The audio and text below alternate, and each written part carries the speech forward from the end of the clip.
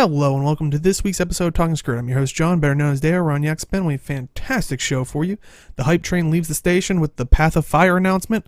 World v World and PvP gets stat swapping armor. ArenaNet community events and so much more. But first, let me introduce you to my fellow host. He is moderator over at MMO Champion. If you feel buried from all this info, become one of many passengers on this hype train as we sift through it all with his help. Say hello to Jim. It's a hell of a train, guys. So buckle up. Only the first week. And he streams over on Twitch where he answers the age-old question. Deadeye looks like a sniper of sorts, and snipers require natural 20/20 vision. So what will happen to Age when he tries this new spec? Say hello. Yo, if it gives me 20/20 vision, that'd be amazing. Arena put that on the box. Yo, you would sell so many boxes and save so much money from laser eye surgery. Yes. There we go. I'm happy. Hi, guys. That's the bundle that they haven't included yet. That comes out next week. It doesn't. And you can see his stuff over on Twitch and YouTube at MMO Inks. With all of this news, it feels like an animal house. He's our Canadian bacon of Guild Wars 2. Say hello to Inks. It's been a crazy week. I hope it keeps up. Lots of news. Well, let's not waste any more time and dive right into it. So, they announced the expansion. We talked about it last week that there was going to be an announcement on Tuesday. So, it's a thing. It's kind of anticlimactic, but you can see it here. The kind of announcement trailer that they threw out first, and it actually begins with a voiceover from Ritlock saying, "When I went through the mist to search for my sword, I found," I think he says, "I found something else," or something along those lines, and it's playing all these scenes and stuff like that. So it looks like he might have went to a loner or the Crystal Desert on his way to the mist, or this is where he went instead, or I think it's misleading you in the trailer on purpose. No, I think he has something to say there, and he was in the mists, and he's going to reveal something about Balthazar, the gods, or whatever. And then the subsequent scenes. Yeah, they're showing you the Crystal Desert, but Yeah. I mean, maybe he had a further vision about Balthazar in the Crystal Desert, but we'll see. One of the other things is he does not have his blindfold in that scene. Yeah, So this is it's kind of interesting. I've seen people bring this up. This is long established lore that Revenants don't need to wear a blindfold. They're not actually blind, which is a bit of a shame because I feel like that adds a bit more character to them, but they only use the blindfold so that they could focus their powers. And supposedly, I think it was Woodenpotatoes or somebody had said, like, supposedly Gritlock doesn't need to do that anymore or something. Like he's accustomed to his powers now, I guess. I don't know. I would say I do like Carnifex's option of, like, he doesn't care anymore. Like, please let that be the I want to skip this dialogue option. You just get to say later cut back to him. I don't even and want, make that like an achievement or something. Something that please. happens. Like I just want the option to say later cub and walk away from Ritlock in the middle of an exposition dump. That's it. And I do like what Chad is saying about the he might be referring to Balthazar's army, which if in Guild Wars 1 that was definitely in the mist and stuff like that. So special action key. Interrupt. just call the skill later cub. That would be amazing. But yeah, it does. The expansion does take place in Alona and the Crystal Desert, and they put out a trailer showing like the different environments. And if you probably saw on the end of that teaser trailer, it did say September 22nd of this year. I know. Which, if you don't realize, it's August right now of this year. Like, yeah, that threw me way off. Okay, so Inks on his YouTube channel did a compilation of people's reactions, Bog, Peachy, Age, other people. I think I caught Peachy talking on her stream something like she knew a lot of the stuff that was going on because she had been in on getting ready for the stuff for the stream that they had after the fact, but nobody knew the release date apparently. Right, and none of them knew. And the reactions from like, I was at work and I just kind of said, "What the hell?" And my boss is in the room. He's like, "Are you okay?" I was shocked. Like, that's crazy. Yeah, it's absolutely awesome. It's like, because I said late October, early November. I'm kind of glad that I'm wrong. Me too. And at the same time, it's like, that's really soon. But I think, because I started thinking about it more, and I figured, well, they've been working on it for a year. They've put out Living Story, and every Living Story they put out a map. So I guess it's not beyond their ability to put out 5 new maps. Sure, they might have some bugs, but you know, they could fix them. Yeah. Well, they've been working on it a year and a half. Yeah, a year and a half. And you know, Elite Specs, there's probably going to be some issues there, but you know, if they're on top of things, they can fix that. And it's actually better that it comes out in September, because you know it's more time to fix things before holidays start. So yeah, I was gonna say that kind of, I think, answers what Max Stats was asking, was will they have enough time to polish it up? I mean, I think I have a feeling that it's already kind of pretty much established, but I think the important thing is, and like how we always say, there's no test environment like live. Like, they're not going to be able to fix everything with, and unfortunately, I mean, it's the way of the internet and MMOs nowadays, where we're all the beta testers probably the first couple months. I mean, so I think that's a great thing, is before that holiday break, which kind of hindered them for HOT. Now that they have an earlier release, they could hopefully squash a lot of the possible issues, you know, before that big holiday break. Not to mention, we're also in kind of like a leeway window. I talked, I think last week or the week before that, about how League of Legends, like in the middle of their competitive seasons, have what they call the preseason, where everything gets messed with. So this kind of leeway, like, this is why, you know, we talked about the upcoming patch changes this Tuesday, the end of the PvP season. We're going to have probably a lot of changes rolling into the game. It's, you know, no test environment like live. We kind of have to sit through this. Though, to be fair, ArenaNet is a hell of a lot more on top of getting things taken care of than I've experienced with any other MMO company. So yeah, I'm not too worried about it. I'm just watching the trailer again, and it looks freaking gorgeous. I mean, there are so many cool environments. I can't wait. I cannot freaking wait. Like, and if you're just watching the teaser trailer, but then they also put out like the Alona and Crystal Desert trailer, which is showing right now, that it's like all these different landscapes. It's just gorgeous. Fun fact, I found out this week that Tears of Power, who is an artist at Guild Wars 2, was actually the one who worked on Alona for Nightfall. It was like the very first project that she ever worked on. And I didn't realize that. Yeah, and she works on this for the expansion. So I'm really excited for what she and the art team brings to this, because it looks fantastic. And I personally like Alona and like the structures and everything about it. So I'm really excited to get back in there. It's really interesting because, yes, there's a lot of desert shots, like what you would expect. But there's also lush environments. There's still water environments. There's sunken temples. There's sunken, what looks like part of a city or something. There's the Kralkatorrik infested, corrupted area. What looks, I mean, obviously there's 5 maps, so there's going to be lots of different environments. But it's just so varied and so different, and I love that. I love that it's not all the same, you know.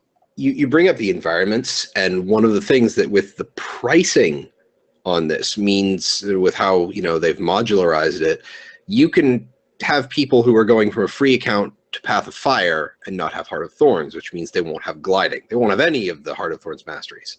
So you talk about environments, that means they had to design this without gliding. Yeah. Basically. So yeah. Like you won't need gliding, but it can still be helpful to you if you have it. It's more like a quality of life type of thing at that point. But yeah, they said you don't need any of the Heart of Thorns masteries in order to complete content in Path of Fire. Mm-hmm.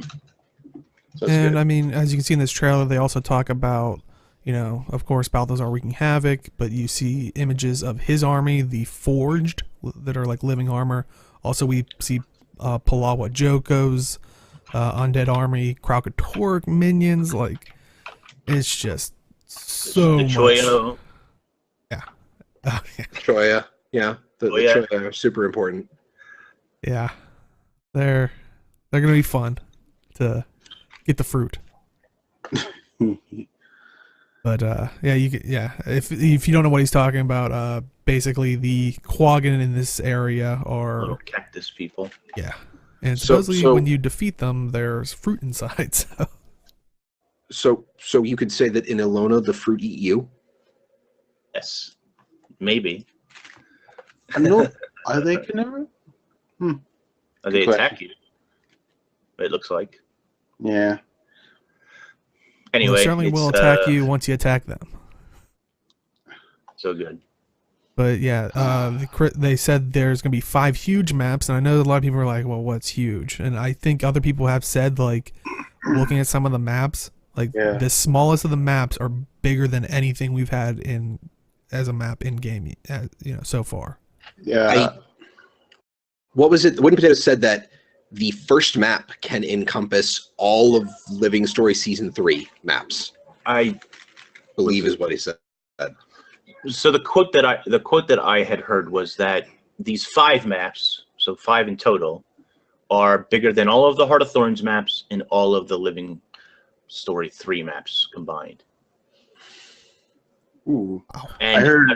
and a single map is bigger than any Corteria map. So Okay. Okay. And the quote I have is, I think it's from that shaman who said the smallest of the 5 maps is bigger than any map that we've ever gotten. So right, yeah. Definitely look forward to that. But Yeah, really. that sounds like a lot of ground to cover. How in the world will we do that? Well, we kind of have a new feature in the masteries that we're getting in this expansion, and that is mounts. So, are we happy? Are we sad? How do mounts work? Of course, it's going to be through the mastery system, but And Mofongo Jones has the exact same reaction that my wife has. Battle Bunnies. Like she's so excited for the giant rabbit, it's ridiculous. And when they were like, you can use the mounts everywhere, she was just like, I'm going to ride my rabbit everywhere, no matter what. Rabbit everywhere. So yeah, one of the devs, Rory Chroniker, he actually said that mounts will be used in all the PvE maps. Like so that and the mounts are basically the exact same as gliding. Like you're not going to want to use because from what we saw of the Raptor, it has unique physics to how it moves. So you don't have the same kind of precision. You're not going to be using your mount to go everywhere because it is like if you play World of Warcraft, when you are mounted, it is literally just a speed boost. It has nothing to do with how you move. You can turn and jump and do everything exactly the same as though you were walking, only you are faster. In this, you're faster, yes, you have unique movement skills, yes, but like the way Woodenpotatoes was running in the after show is there is a turn time. There is a speed up and slow down process. So it's like you're actually getting into a vehicle in open world single player games, which Right. I think is the literal best thing they could have done with this system.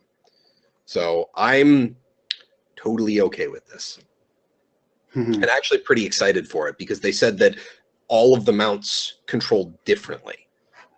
So Yeah.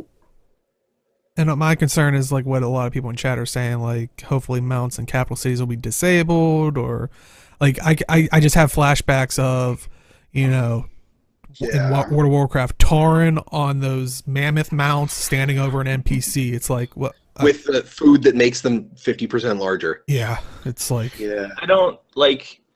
And ArenaNet sort of addressed this a little bit. I don't remember exactly where it was, whether it was Twitter or somewhere or the forums perhaps, but they had said that they took those sort of things into consideration. Now, I don't know. I don't think that means necessarily that they're disabled in cities, although I could be wrong. They haven't said yes or no, but that they took their profiles into consideration about size. So every mount is based on the size of your character's height slider. So the smallest Norn's mount will be as big as the smallest Asura's mount. And the largest Norn's mount will be as big as the largest Asura's mount. oh, So it's wow. not like if you play a Norn, your mount is extra big because you're extra big. The mounts are a universal size based on the slider. That and they also did display some of the buildings when they were running around in the after show automatically dismount you. So I can imagine a blocking volume kind of similar to that being, for example, the bank in Lion's Arch. Like that dome underneath the octopus, the second you go through an arch, dismount. I mean, that's just the first example I can think of off the top of my head. The other thing is it's slightly different because we have press F to interact, and a lot of other MMOs don't. You have to double left click or right click on something to talk to an NPC. Well, So- actually, I remember, I think it was Arlie on Twitter replied with that, like, oh, we have interactive thing, and I was like, there's still ways to troll people, because I was like, my luck, I'll be reaching through basically a giant Norn's, raptor's scales to search for my NPC I need to talk to, and I come back with a water balloon bucket, like a gun or something, because someone set one in there, so when you hit F, it gets that, but, what Inks is saying, like, they're preemptive measures for that sound promising, so hopefully we get to see that and check that out. If it's a real big problem, I think I just feel like ArenaNet does have options and tools where they can just put up like a no mount zone or whatever. Kind of like the gliding thing If with it's a real jumping big puzzles. Yeah, if it's a real big issue for them. Guess we'll have to wait and see, really, but And I mean, there's going to be 4 different mounts based on the 4 different masteries we're going to be getting. So Raptor, which will be kind of your starter mount, has a far distance jump. Springer, which I think you're seeing right now, has a large vertical jump, and you can kind of charge it to get a higher jump. Skimmer, which is right now, can hover over land for short distances and also over the water, which is kind of nice. Jackal, it can blink via sand portals in a direction. So basically, think of the Raptors kind of like jump forward, but it can kind of turn with during that jump. right. So, or like a blink from like WoW and stuff like that. So yeah, definitely interesting. Yeah. But so I do have to ask, these different mounts, you're going to be using them in different scenarios depending on what you're doing. But let's say, what would be your favorite mount just for like getting around? For me, it's between the Jackal and the Skimmer, like just from aesthetics. Same. So I'm probably heavily on the Skimmer, but teleporting is pretty awesome too. So we'll see. yeah, especially since you can change facing mid blink. So. Right. Yeah. Yeah, I was gonna say, out of them, look wise, I'm sorry. I like Jim. I know you said your wife was happy about it. Not a big fan of Springer. As soon as I saw that, I was like, a lot of Eastern MMO going on in there, like oversized bunny that I'm riding. Okay, like Yeah. and I know I knew when I seen it. I know people love it. Like it's As soon as I seen it, I was like, people are gonna love the hell out of this thing, and I hate it. No. Okay. Mofongo's comment wins. If they sell a Raptor with a top hat and a monocle. oh god. If I had more That hands. Raptor wins. That's Yeah. fair. That's fair. Oh yeah, we didn't. I didn't write this in notes, but you'll be able to dye your mounts. Mm-hmm. Right. Yeah. And I'm curious of how quickly you could switch between them, because my worry is I really hope they don't put like in like a jumping puzzle or a portion where it's like, hop on this one, now switch to this one, now switch back to this one, and then use this one so you can get to that spot. It's like, if it is, please let it be switchable easier, or just don't do that. Well, as far as I could tell, during the gameplay bits, it was just right click on the X button, which is it mirrors where the weapon swap is. So it's just on the right hand side. I think Woodenpotatoes just right clicked on it and it brought up a little menu and you just right click, left click. Okay. And I would assume that you can alter that anytime out of combat like any other skill. Right. Yeah, and chat saying, what do you mean if? Yeah, I know there's going to be one or two that are like, yeah, if you want to get this mastery point or something at the end, it's but if it's that easy to switch, I won't be like, it won't be as annoying. Like if I had to literally go into my hero panel, go find, sift through all those things, like if you wanted to change like a glider skin, if it was that convoluted, I would have been like, no. But if it's like that, okay. And yeah, people are kind of now hitting upon that, skins and stuff. So if it's anything like the gliders, this was a huge cash cow for the gem store. I'm sure, they haven't confirmed anything, but I'd be surprised if they didn't. I mean, they're going to monetize it. It's just a question of how exactly. Yeah. They'll make so much money. As of before, it's probably just going to be skins. Don't think it's going to be like you have to buy this to get this, the Raptor mount unlocked. You get the skills through the game. It's looks. So that's always important to note. It's going to be so much money. It's going to be so expensive, but so much money. They're gonna make a ton of money off of this. Rift. Rift makes a shit ton of money off of this. I'm so worried. I collected so many mounts in WoW. Rift has so many mounts, guys. It's ridiculous. But they're going to maybe 600 Carnifex. I'm not sure. $10 a mount. Yeah. Well, it depends on what how they're going to do it. Are they just going to monetize different armor skins for them? Are they going to give them silly top hat and monocles or Santa hats or whatever? Or is it going to be like, okay, instead of this Raptor, you get this other Raptor that looks fairly different from the standard model, extra spikes or different armor or a feathered version Raptor or something, or even to a total different stance. Yeah, or even to a total different stance of like now it looks like a Dolyak or whatever. Another. You can ride a Centaur. I mean, maybe it will start, since they are mechanically basically the same as gliders, maybe they're going to start at 400. Like for the super basic, like this is a different mount skin, and then you get the stuff with the crazy particle effects and the different animations and completely different model, but with the same skills, or getting up into upper tiers like that. So maybe I think they'll start at 500, to be honest. And I'm curious if they're going to do one, like this one only covers the Raptor, or it's like this, like if they go the route of like, here's a Dolyak that doesn't look anything like any of the ones, be like, does it now copy over to all, like it unlocks a skin for each of them theoretically? Yeah, like, will they go that route? One for all or separate. I think that whatever they do, that they will keep the identity of that particular mastery. Like, let's say you buy a yak skin. I don't think it's you buy a yak skin and now all of those mounts, regardless of mastery, look like a yak. I think it'll be like the yak is like the bunny. It jumps really high or something. I don't know. Who knows?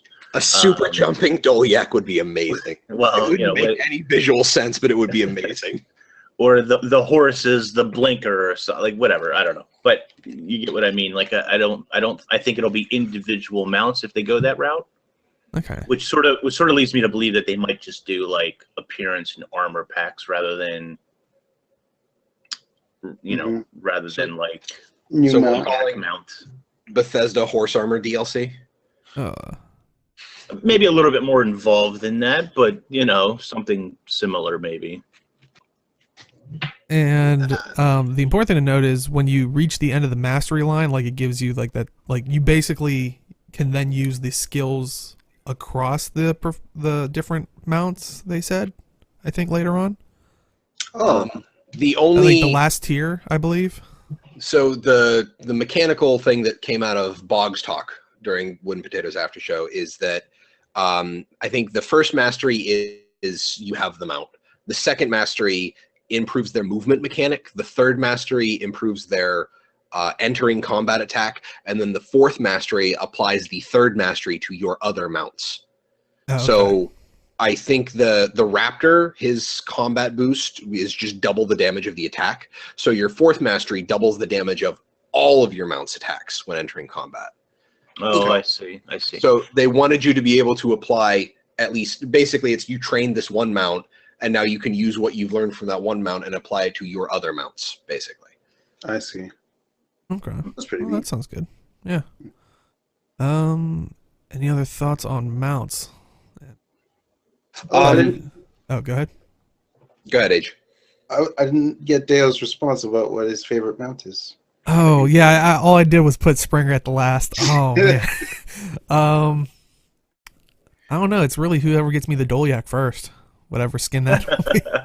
I'm going to be on a Norn. I need to have like a hefty mount. So, I don't know. Raptor, but I like the idea of a Skimmer.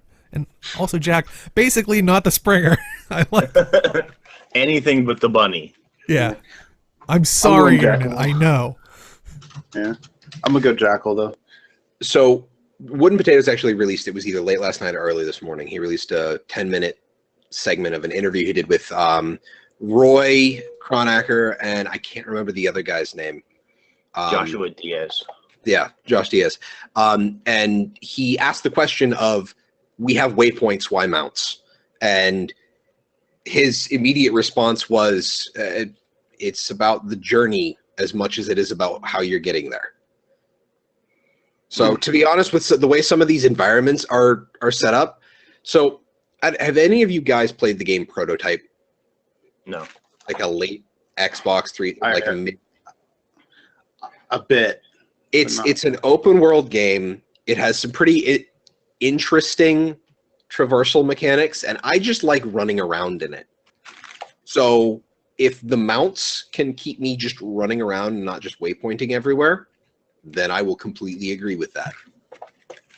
Yeah, and I think the new maps, which will be very large, yes, they'll have waypoints, but I think they're going to have fewer waypoints than you might expect for a large map. And I like what Mithrin brought up. Like, I kind of hope they go back to like some of the toy things that felt like mounts, and kind of make them, attach them. Hopefully retroactively for free. Just for the people that have realize it. that won't be free. That won't be free. They just recently charged you for the carpet glider. They're going to charge you if it becomes a mount. It might be less. But yeah, but there's never been. I mean, there's no precedent for a, toy mount combo, because I don't think there will be. Yeah, but what about the glider? Like, you had to pay for the glider, right? Well, but there was no bundle that had a glider. What is it? Toy. There also is some precedence for them giving you something with the wing backpacks, because they introduced the black and white wings and then turned those into gliders if you had already purchased them. True. Yeah. And that's there because is they had some bundles precedence where both ways. And they had precedent of a backpack glider combo, which is what those are, and not toy glider combos, which is what those are. Because they've come out with separately what is it, the etheric destabilizer, and then the etheric. Yeah. Like, those were always separate. I don't think they ever bundled them.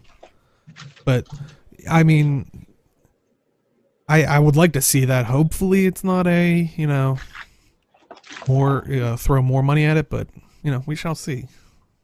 But We'll see. yeah, let us jump into some elite specializations. So we're going to just kind of go down the list that we have. First up, we have the Guardian Elite specialization, the Firebrand. So it's going to use the main hand axe, which will be short range. We'll also use mantras for their utilities.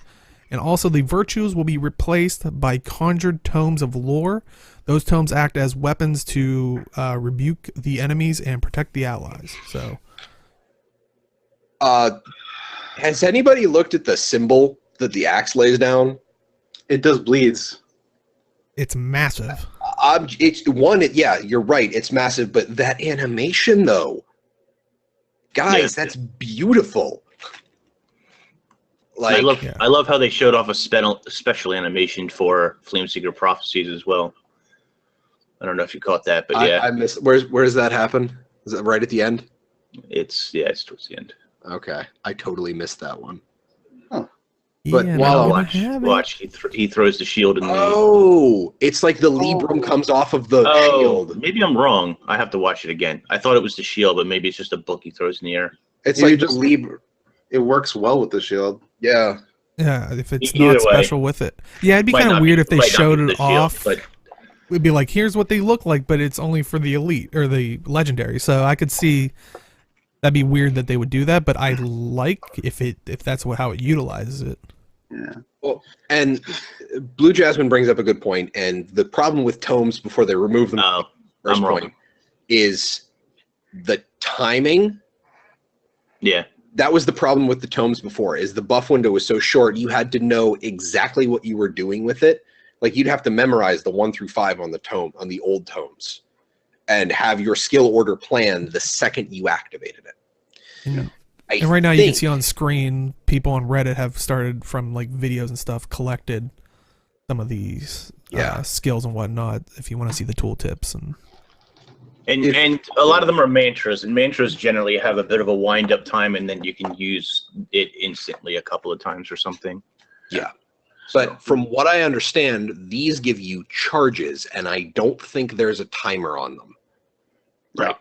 So you have time to deliberate. You can actually hit this and then look at your tooltips and that you can do that at any point in time. And if they have the same cooldowns as the virtues in general, the longest that you have is courage is a 45-second cooldown, as opposed to the old tomes where I think it was like 3 to 5 minutes, like 3 minutes or something. It was something insane.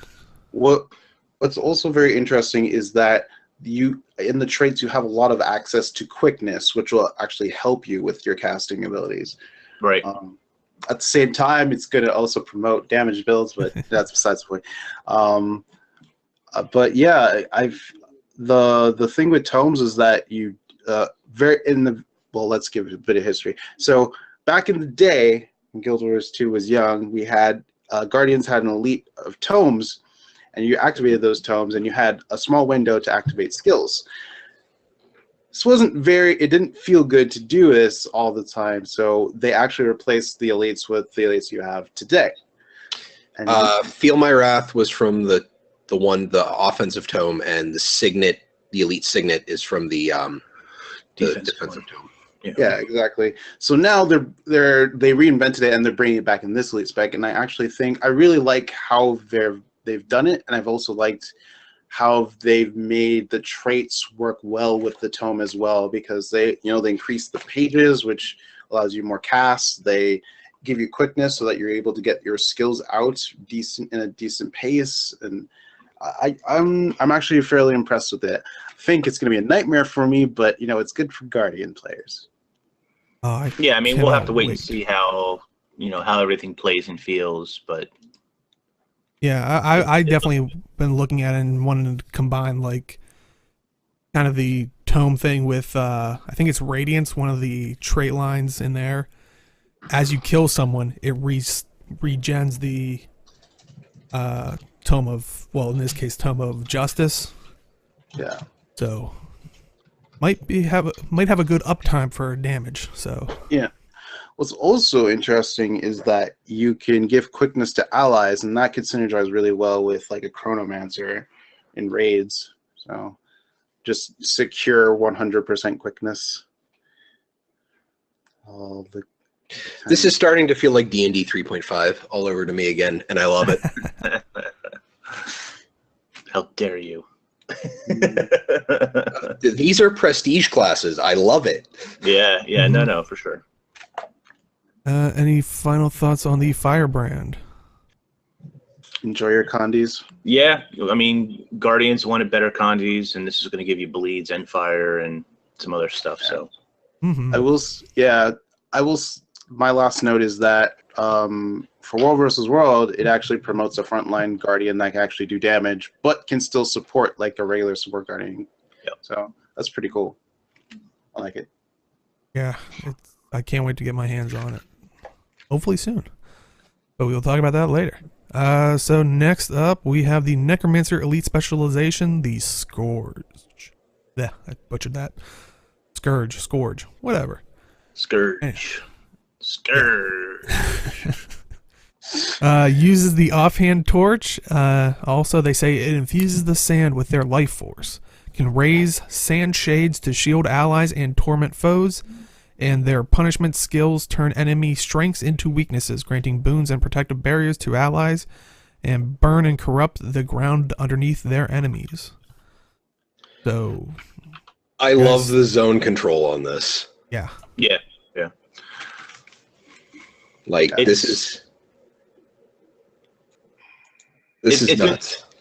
Sorry, thanks, guys. It's okay. It's interesting because you end up dropping your I was going to say Lich Form, but that's not it. You end up Death Shroud. Yeah, you end up dropping Death Shroud for these new skills, which I think is really interesting. And on top of that, this Necro Elite specialization is very support based, which is something I feel like Necro has needed for quite a while. One of the things it generally lacks is supporting others. It tends to be more of a selfish class. Mm-hmm. And I think that this is going to help it a lot. Now, this is basically, it's very much a condition spec, which, I mean, Necros already have a pretty good condition spec, but this is going to be extra. And it should be really interesting. I actually haven't gone through Scourge yet, but I'm just gonna play Enter Sandman every time I play Scourge. So the thing that I'm seeing here is this is very similar because they were talking about, turning enemy strengths into weaknesses, and then the primary support they have is Barrier, which is a new status effect that's basically an overshield. This is kind of fulfilling the Discipline Priest role, if I want to compare this to World of Warcraft, because Discipline Priests, at least when I played, healed primarily through shielding damage. So I'm honestly starting to see the concept of Scourge plus other healer. Right. Or basically anybody who can provide a lot of barrier with a direct healer. So it'd be kind of like, if you think Overwatch, it's Symmetra plus Lucio. Right. For the Overwatch players in the audience. I am super happy to see this kind of zone controlling stuff and the barrier mechanics. Depending on how long the sand shades last, I mean, you can be effective in PvP supporting 2 points at once. Mm-hmm. And then they apparently said that one of the Grandmaster traits lets you forego having 3 shades to having just one that is super powerful. So we just saw the rise of the Bunker Ventari Revenant that can sit on a point all day, every day, and never die, which I fought against one. I had to keep telling my team to ignore mid because the Rev is useless and you can't kill him. That didn't last, and they kept trying to kill the Rev. But I'm gonna love seeing the Bunker Scourge with his super powerful shades sitting on mid at like Forest. He's going to be on top of the keep, and no one's going to stop him because he will just have the shields and the barrier, and he'll just be fine. Yeah. It's going to be very interesting. And you could probably do damage. You could expect to probably be bunker damage. Yeah. It looks very interesting. And I was just looking at the traits. Like, there's actually boon corruption in there too, so you can actually run boon corruption Scourge, which is very cool. So still fits in the theme with Necro. So I like it. I know some people may have a problem with barriers because it's kind of a new mechanic, but I kind of like the idea of having, bringing up different types of health barriers in order to mitigate the damage based on, what people are going to do next. It's kind of playing into, I'm thinking in a PvP perspective, but it's kind of thinking about what damage is coming in next as well. It's preemptive instead of reactive. Yeah. Which everything's been mostly reactive at this point. And you could use it in PvE too to like fend off big attacks. So I kind of like it. Pretty solid. Definitely. Any final thoughts on the Scourge? Looks really cool. I'm going to try and hold my mechanics fanboy in because we have a lot to go through. Well, I think that whole holding it in is gonna probably break here for this next one. I'm gonna take my time to get to it. I think it's the Thief Elite Specialization, Deadeye. Yeah. It uses rifle, snipe at long range, marking targets to harass them with harmful effects, mastery of shadow magic, allow them to cast cantrips which gain bonuses against marked targets or as their malice increases. So, thoughts on this? Thief is going to be the complementary might stacker and single target and high single target damage in a raid now. Mm-hmm. Pretty much, yeah.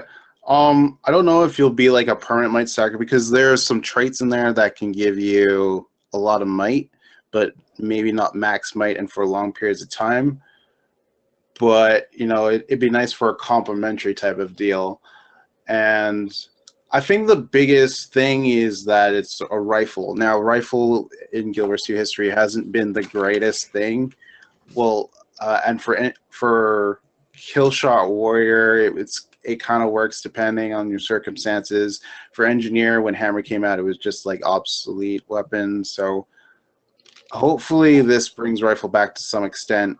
And what I'm curious about is that how, because Thief is an elusive profession, so it's kind of gonna depend on how elusive you can be with rifle, because you could potentially die using the kneel skill, which roots you in place, but you have more powerful skills and longer range. But yeah, it's gonna be very interesting to see. It's in PvP, like I mentioned earlier, we have to wait for the balance patches for the Heart of Thorns and the base stuff. So that might make it a little easier for Deadeye to exist in PvP. But I was actually thinking one of the things I talk about with my Longbow Ranger in PvP is I have to play maps that have ledges that I can exploit, because I have to be able to have a nest, kind of. So I was actually thinking specifically with Deadeye is you, like, say you're on Forest and you're going for the keep. You come up, you shadow step down, so your return point is up on the ledge. You start fighting, swap to rifle and kneel, so you're stealthed, activate shadow step to pop back, and then you're ready to start firing at people. But it's going to take setup like that. But that's kind of the point of Thieves. You're supposed to set up. You're supposed to read the situation, jump in, do a thing, get out. So it can work. It's just going to take someone figuring out the best way to make it work. Yeah, exactly. And yeah, I feel like you're going to have to do like tricky things like moving around in stealth and trying to find the best vantage point. It's a sniper spec. You have to find the best vantage point where you're not going to get hit and you have a few seconds to actually do some actions. I totally agree with that. And there's a lot of traits for damage. There's it's mostly a power spec, so there are some cantrips.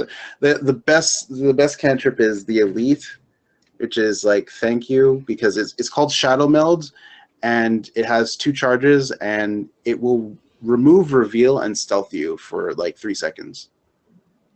So that is very helpful, since Thieves have been complaining that there's a lot of reveal added to the game, and they're adding more with some Elite specializations. So it's kind of nice that they're giving us some sort of help in that department.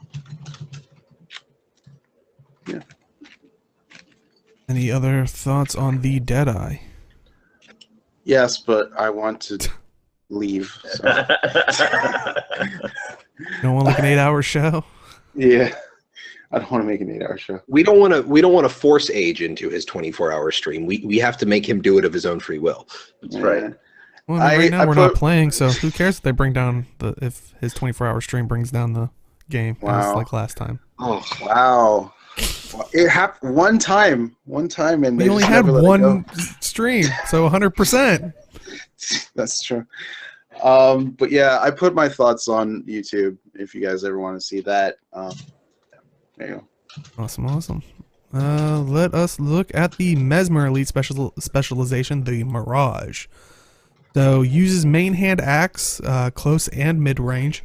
Their deception skills create fragile constructs which shatter when touched, creating mirage cloaks to avoid enemy attacks instead of dodging away from them.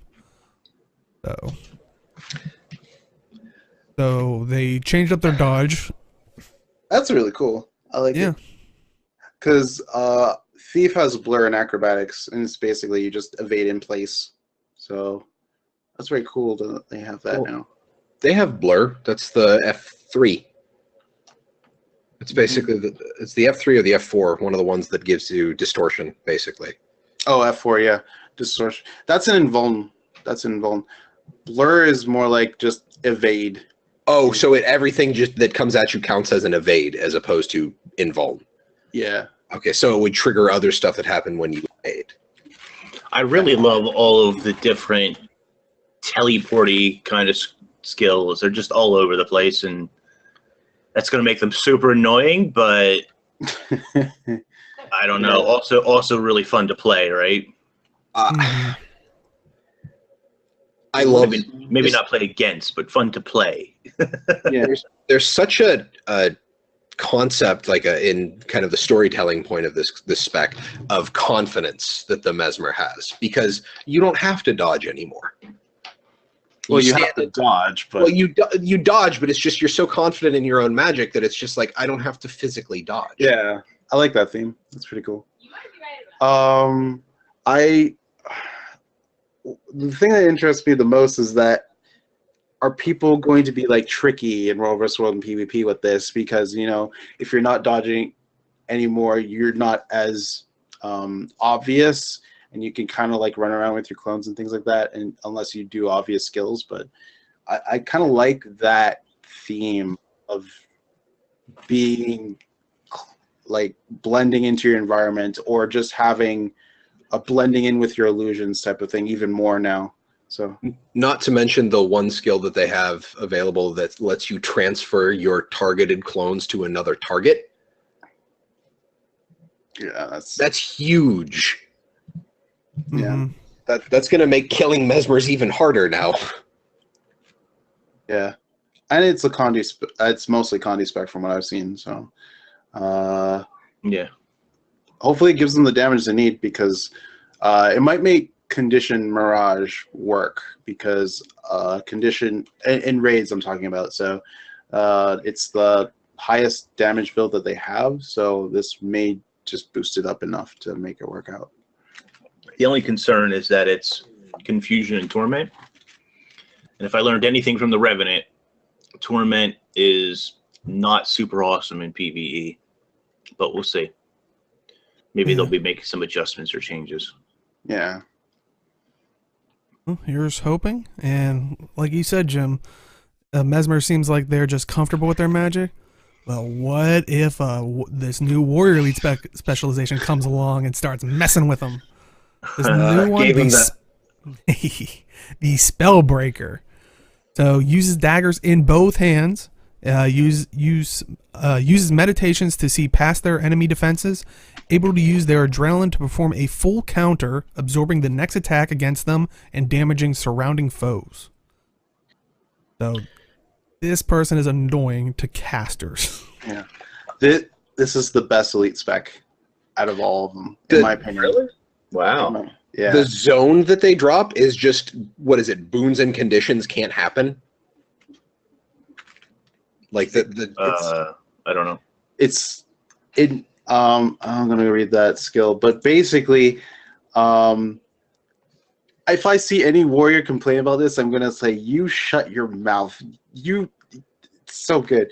The elite is create a big dome. Enemies lose boons on an interval and can't receive new ones. Destroys projectiles. Unblockable. Hits 10 people. It's pretty big. Well. I mean, my thing with this really feels like a PvP World vs. World spec the most. Yeah. And it might be a little bit underperforming in PvE. And we've seen that with the Scrapper, and it's just a little bit concerning. Now, as far as like, I think Nike had said to me at one point that this will probably still be like a good power spec, but it probably won't outpace like Condi Warrior, for example. We've seen it before with other specs. Like, I agree with you. I don't see this working super well in PvE, but that's just because it kind of requires the opponent to either be doing something or not be doing something. Right. So it depends a lot on other people having to deliberate, and AI doesn't deliberate. It just follows its code. So, yeah. And that kind of raises a good question, chat. Like, is underperformance in PvE a bad thing for Warrior right now, since they just I'll tell you why it's sort of a linchpin. bad thing. I understand, like, there are some classes, we'll be talking about Weaver very soon, but there are some classes that are already strong in PvE, and you might think, well, so this elite spec doesn't really work that well in PvE, so what? We've got all these other great things, and that's fine, that's fantastic, but it is a new expansion, it is a new elite specialization, and those people who play Warrior as a main, let's say, want to be excited about their elite specialization working well in the game mode that they play. And if you play World vs. World or PvP, then hey, this is awesome. But if you play PvE, you might look at this and say, well, I don't know. A couple of things might work. We'll have to wait and see how that all pans out. But generally speaking, it might be better just to stay Berserker. And for some people, that can be a little bit underwhelming, I guess, is my point. Yeah. Because they don't get to play with like the new shiny toy of their profession. Sure. Yeah.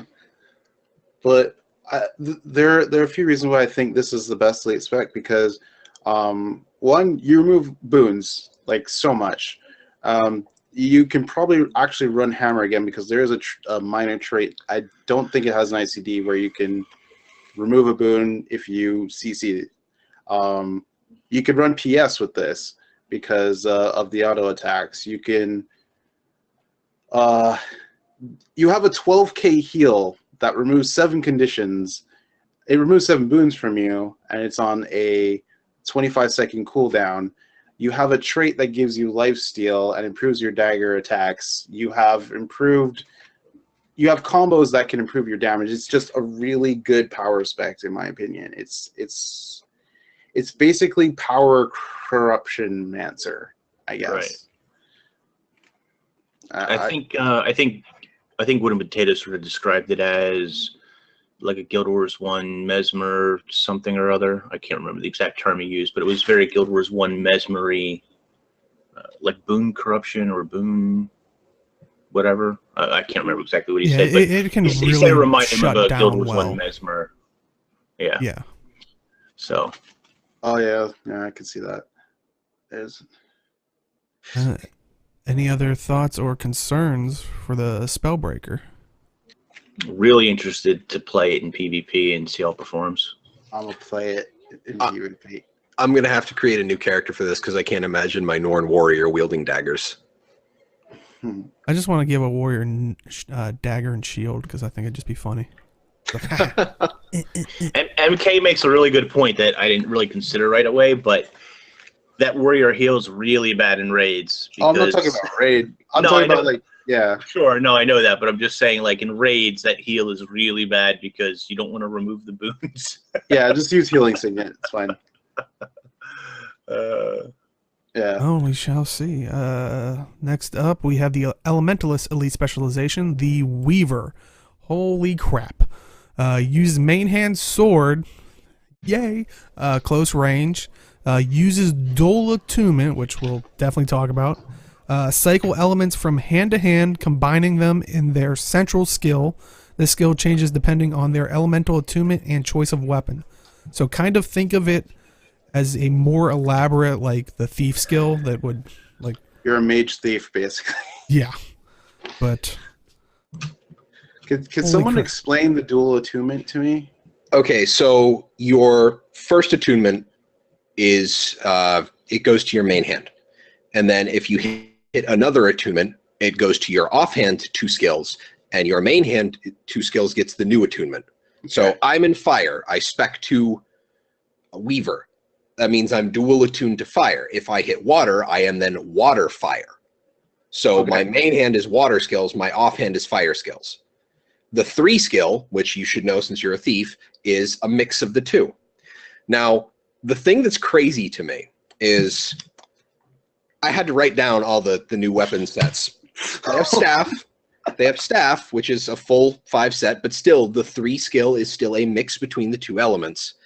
They have 7 weapon sets now, total.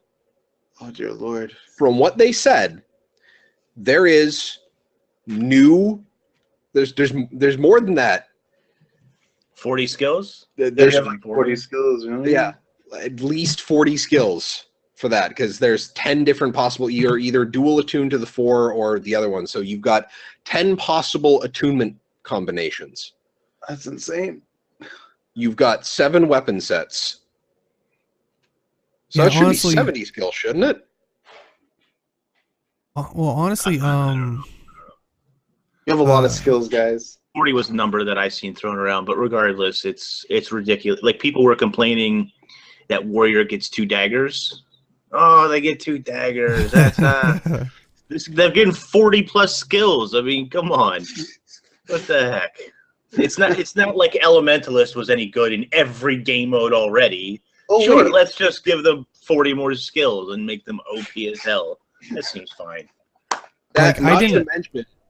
Oh, sorry, go ahead, Dale. Well, I was gonna say I'll put this in the show notes, and I'm putting them in the chat right now. But this one specifically is like the combination of all this stuff.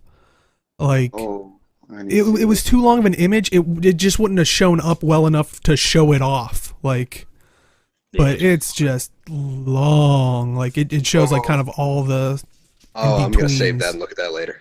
The jokes with Weaver are endless. Like MK saying universities are offering master degrees in Weaver, and I found this crazy Chinese keyboard that had like, I don't know, 100 keys on it. It was like, this is my new keyboard for Weaver. Mafongo talked about the old BattleTech peripherals, which were the giant steel cased. Yeah. To be honest though, it's not as bad because you can only have 1 weapon set active at a time. Sure. So and honestly, the weapon set that you have, all the abilities are themed to what those weapons do. I'm just interested in it for moving through all of the rotations, because when I started playing the game, I was a dual dagger elementalist. I'm used to swapping attunements all the time. Yeah, you really should be. And now you have to pay attention to which attunements, last 2 attunements you're actually using. This is amazing. I love it. I'm going to play the hell out of this, and I'm going to start. I mean, I'm definitely going to play it. I'm definitely going to try it out. I think it's going to be really, really powerful in a lot of game modes. Yeah. We'll see. We'll see. QT and all them will do all the math and figure out the best way to blah, blah, blah, blah, blah for those who care about min-maxing. And everybody else will just be going, okay, I think I killed something. I'm still, oh, I switched. No, I didn't. Oh, I'm jumping around. Hold on. Okay, I'm dead. Oh, man, my fingers hurt. I don't. That's, It's going to be fun. Oh, man. Yeah, it's like you thought the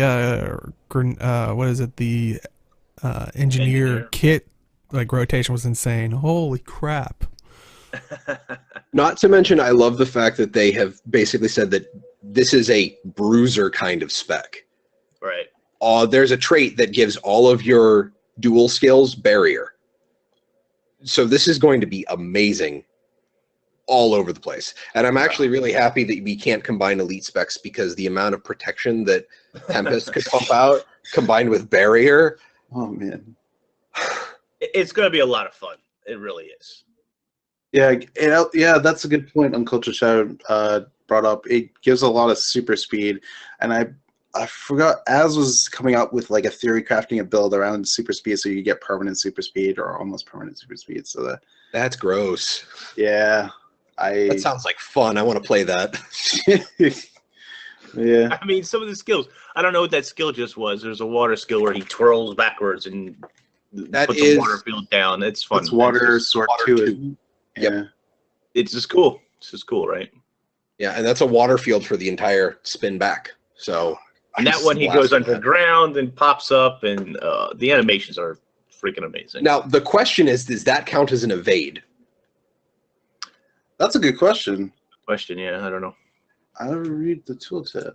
So I'm super interested in literally all of this, because the tanky bruiser, like the tanky damage dealer, this is what I play in League of Legends. This is what I've been wanting for the Reaper. I'm going to love this. This is going to be just amazing and fits all of my play styles. So Netco says it's an evade, which doesn't surprise me. It's super speed, so breaks. So maybe, yeah. It doesn't say in the tooltip, but... Oh, no, wait, that's the wrong one. Looks really cool. Yeah, it is an evade. Yeah, sorry. Looks insane. And I like how you say it fits your playstyle. I think it's going to fit everybody's playstyle with all the skills they're getting. Like, I think this is where all the development went into for the expansion, like how long it took.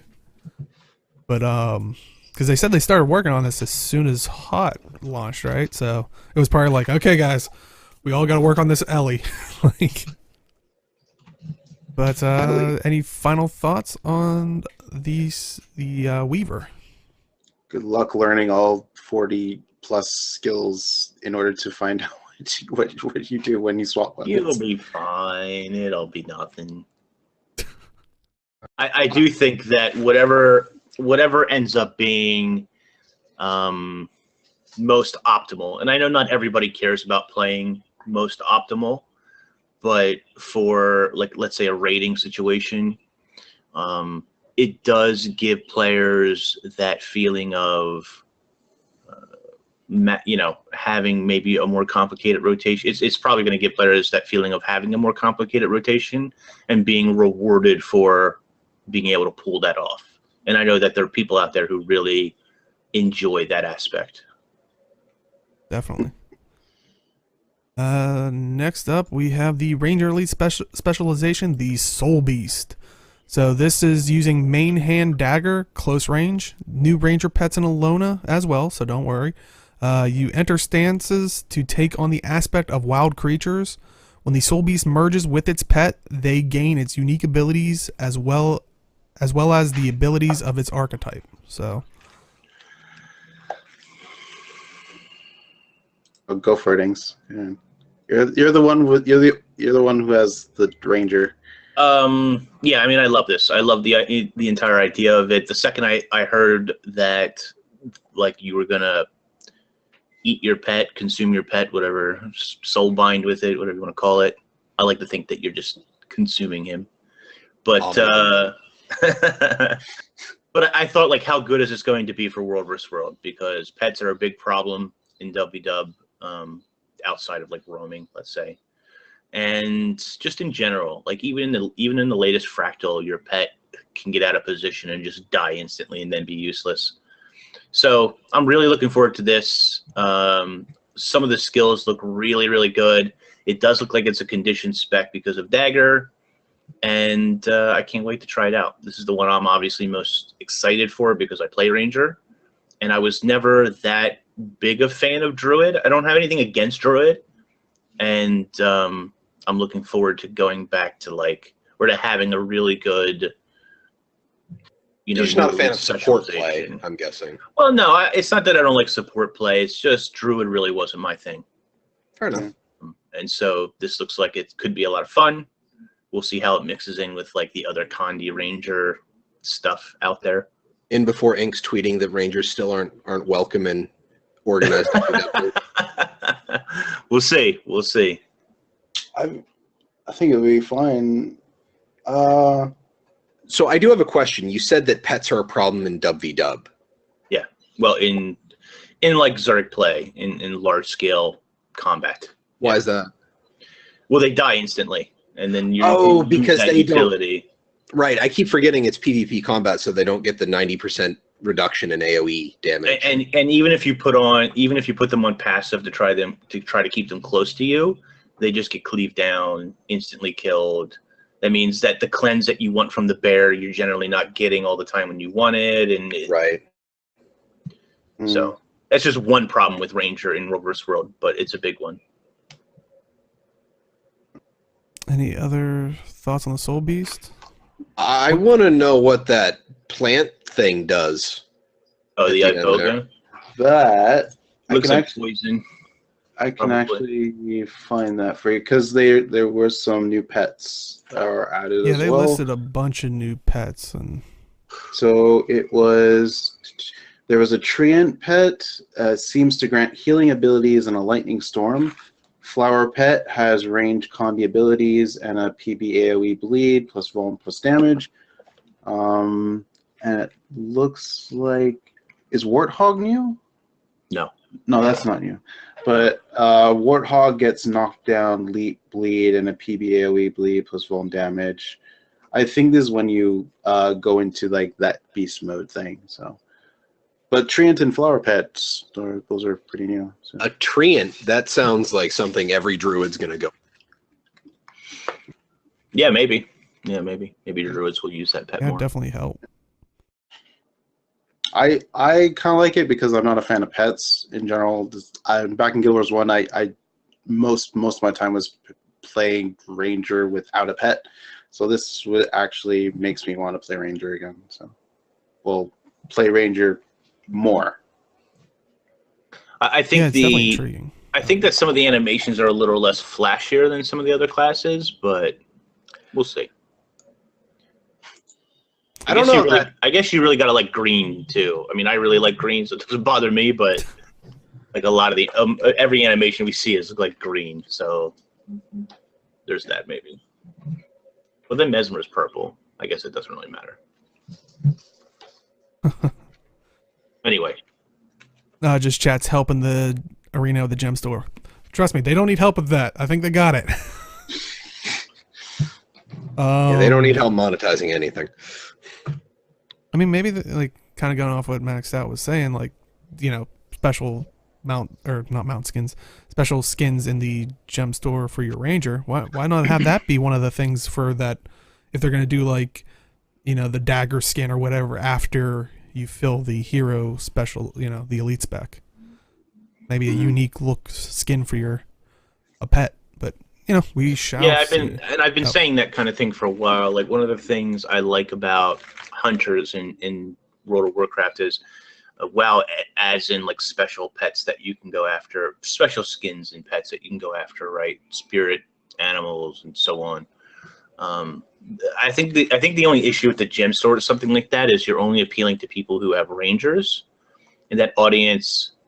I mean, lots of people have rangers, but how many people would spend money on alternate pet skins? I mean, maybe they would. I don't know, but yeah, you raise a good point. And you know, the gem store, it seems like they have limited like slots available for things. So you're saying 1/9 of the gaming population, or roughly, will only buy that, but it's taking up one slot for everybody in the gem store. It's like.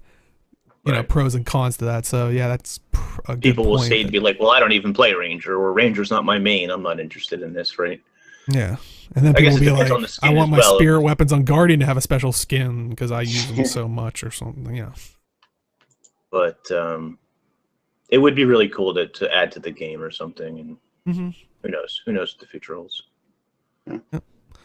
Let us look at the Revenant Elite specialization. The Renegade. So we'll use the short bow. Its legend is Kala Scorch Razor. This legend manifests as the ability to ambush opponents, as you can summon members of her Char warband to bolster your allies and fire arrows into the portal, into the mists that come out at different locations or different portals behind the enemies. So does that mean you're always attacking from behind? Ooh. I don't think every skill does that, but yeah, I've heard complaints about some of the energy costs. I think one of them costs like 40 energy to use. I forgot what it was, but yeah, that's a lot. Yeah, so I know some Rev players who are a bit concerned about that. Otherwise, I haven't heard much complaints. Other than maybe. They're hoping that the traits bring things a bit more in line, because I don't think the traits are out yet. I think when Bog puts out his video, they'll highlight over them, and we'll see. We do know that one trait grants a stacking ferocity and condition buff, which is pretty good. And you can keep that up as long as you critically hit or hitting people from behind, as Malthanis mentioned earlier. So could work out pretty well. And Chad's bringing up the idea of the legend of it. I mean, well, didn't he use? People are asking about Pyre Fierce Shot over Kala Scourge Razor. Didn't Pyre use a longbow instead, or was he a short bow? I mean, granted, Guild Wars 1, you had like different variations. Actually, he was a horn bow. Now that I think about it. Yeah. Well, by default, but yeah. I think they wanted to do short bow just because hammer is your super long range weapon, and they wanted something a little bit quicker, but still range as well. So short bow kind of fits that. And Kala does have a interesting history. So Yeah. Yeah, I was to say, because like with Pyre Fierce Shot, he was more. I mean, if you played Guild Wars 1, like. I mean, he kind of got his band, like his group back together, but it was more of him revealing to the Char that, the gods are fake to them, like, trust in themselves, blah, blah, blah.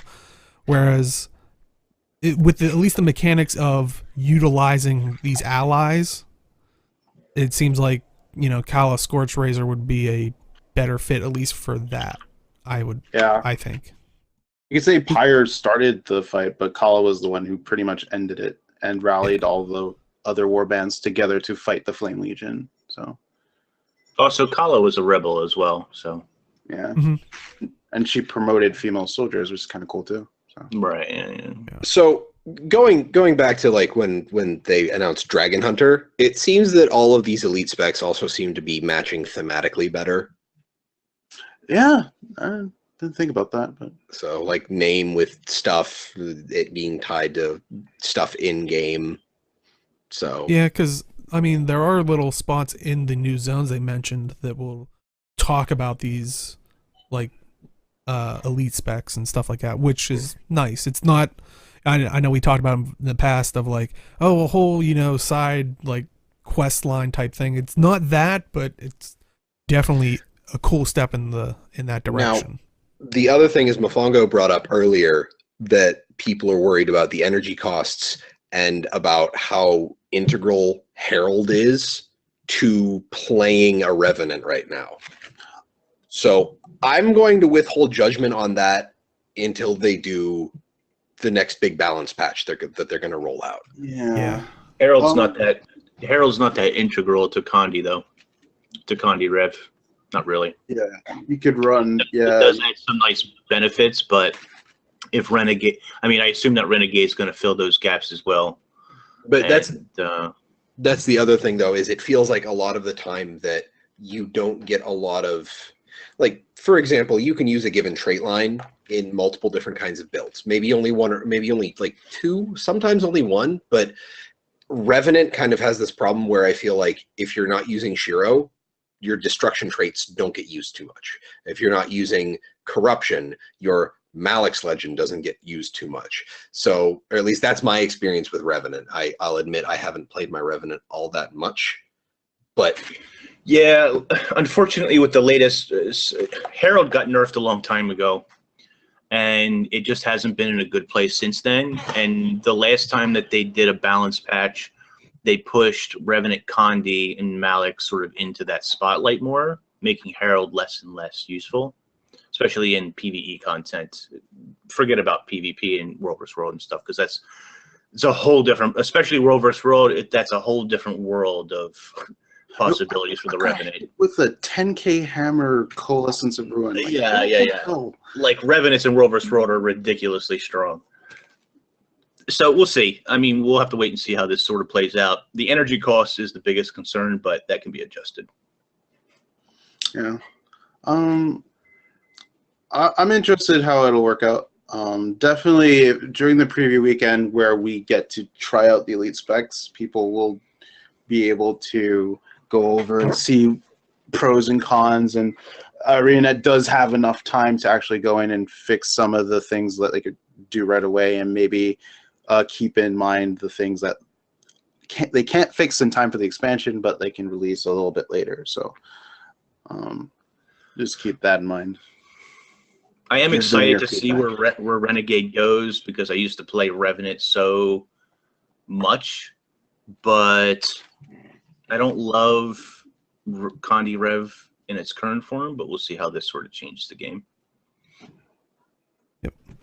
Well, we'll hopefully find that out soon enough. Next up, we have the Engineer Elite Specialization, the Holosmith. Uses main hand sword, close range. In their Photon Forge mode, they gain access to powerful new skills. Each skill generates heat, which can damage themselves. Their utility skills take advantage of this, gaining greater power as they hit these new heat level thresholds. So, Okay. what are your guys' thoughts on the Holosmith?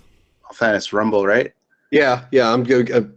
Exactly. Named Rumble. Yeah. Over it. Rumble is a League of Legends champion who basically uses the same heat mechanics. Where Whoa. Rumble is a transformer, okay? was he one of the useful transformers? He was a little tape deck guy who pounded the ground. Was he one of the useful transformers? Sort of. Wow. Sort of. Was I have he- to look him up? Or was he Starscream tier?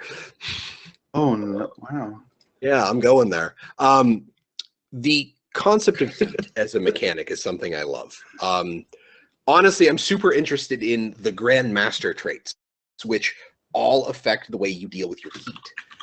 The first one is a dodge roll vents heat and causes a blast finisher.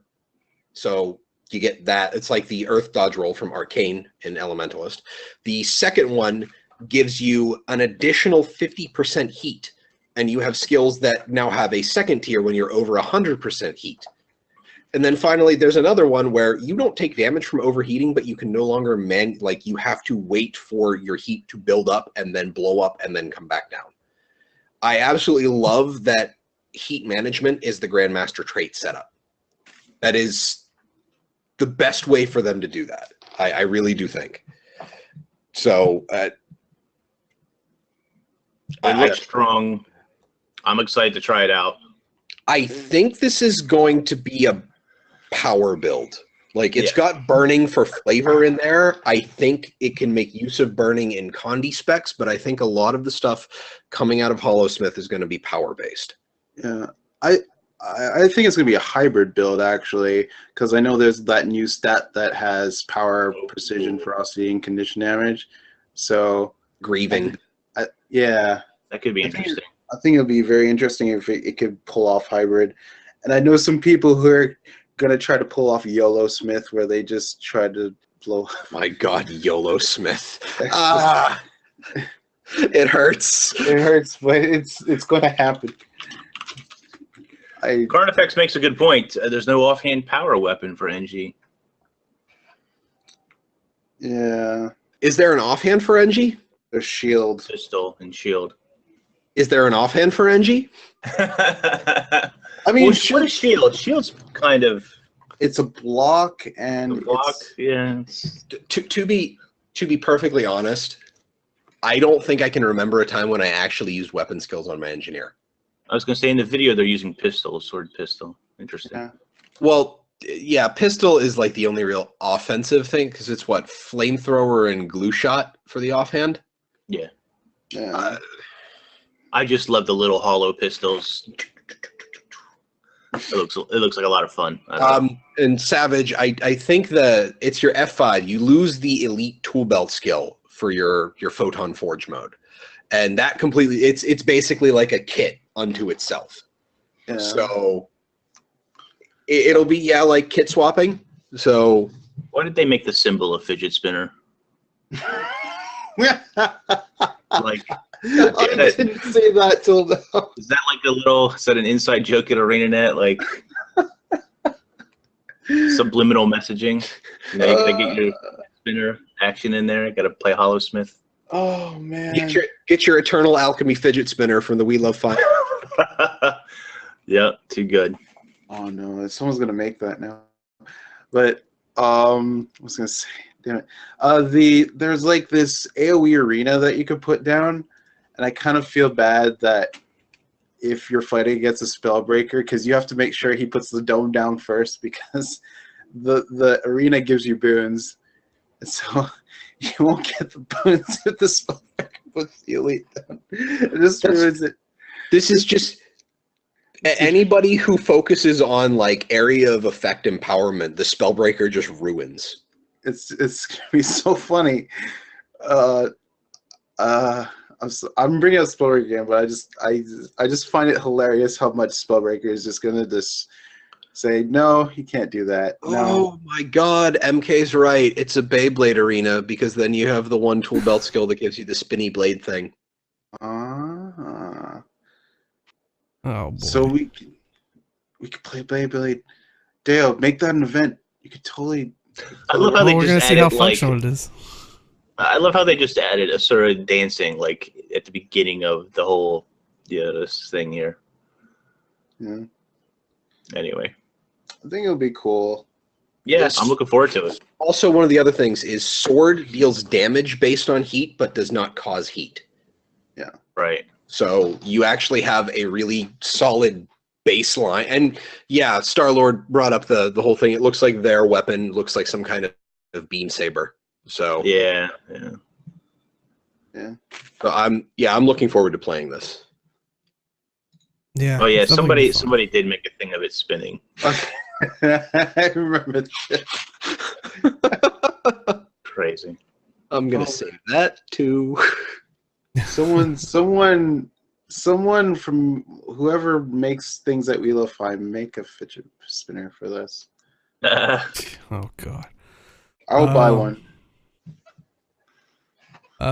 So overall, you guys like the new elite specs? I mean, I'm excited.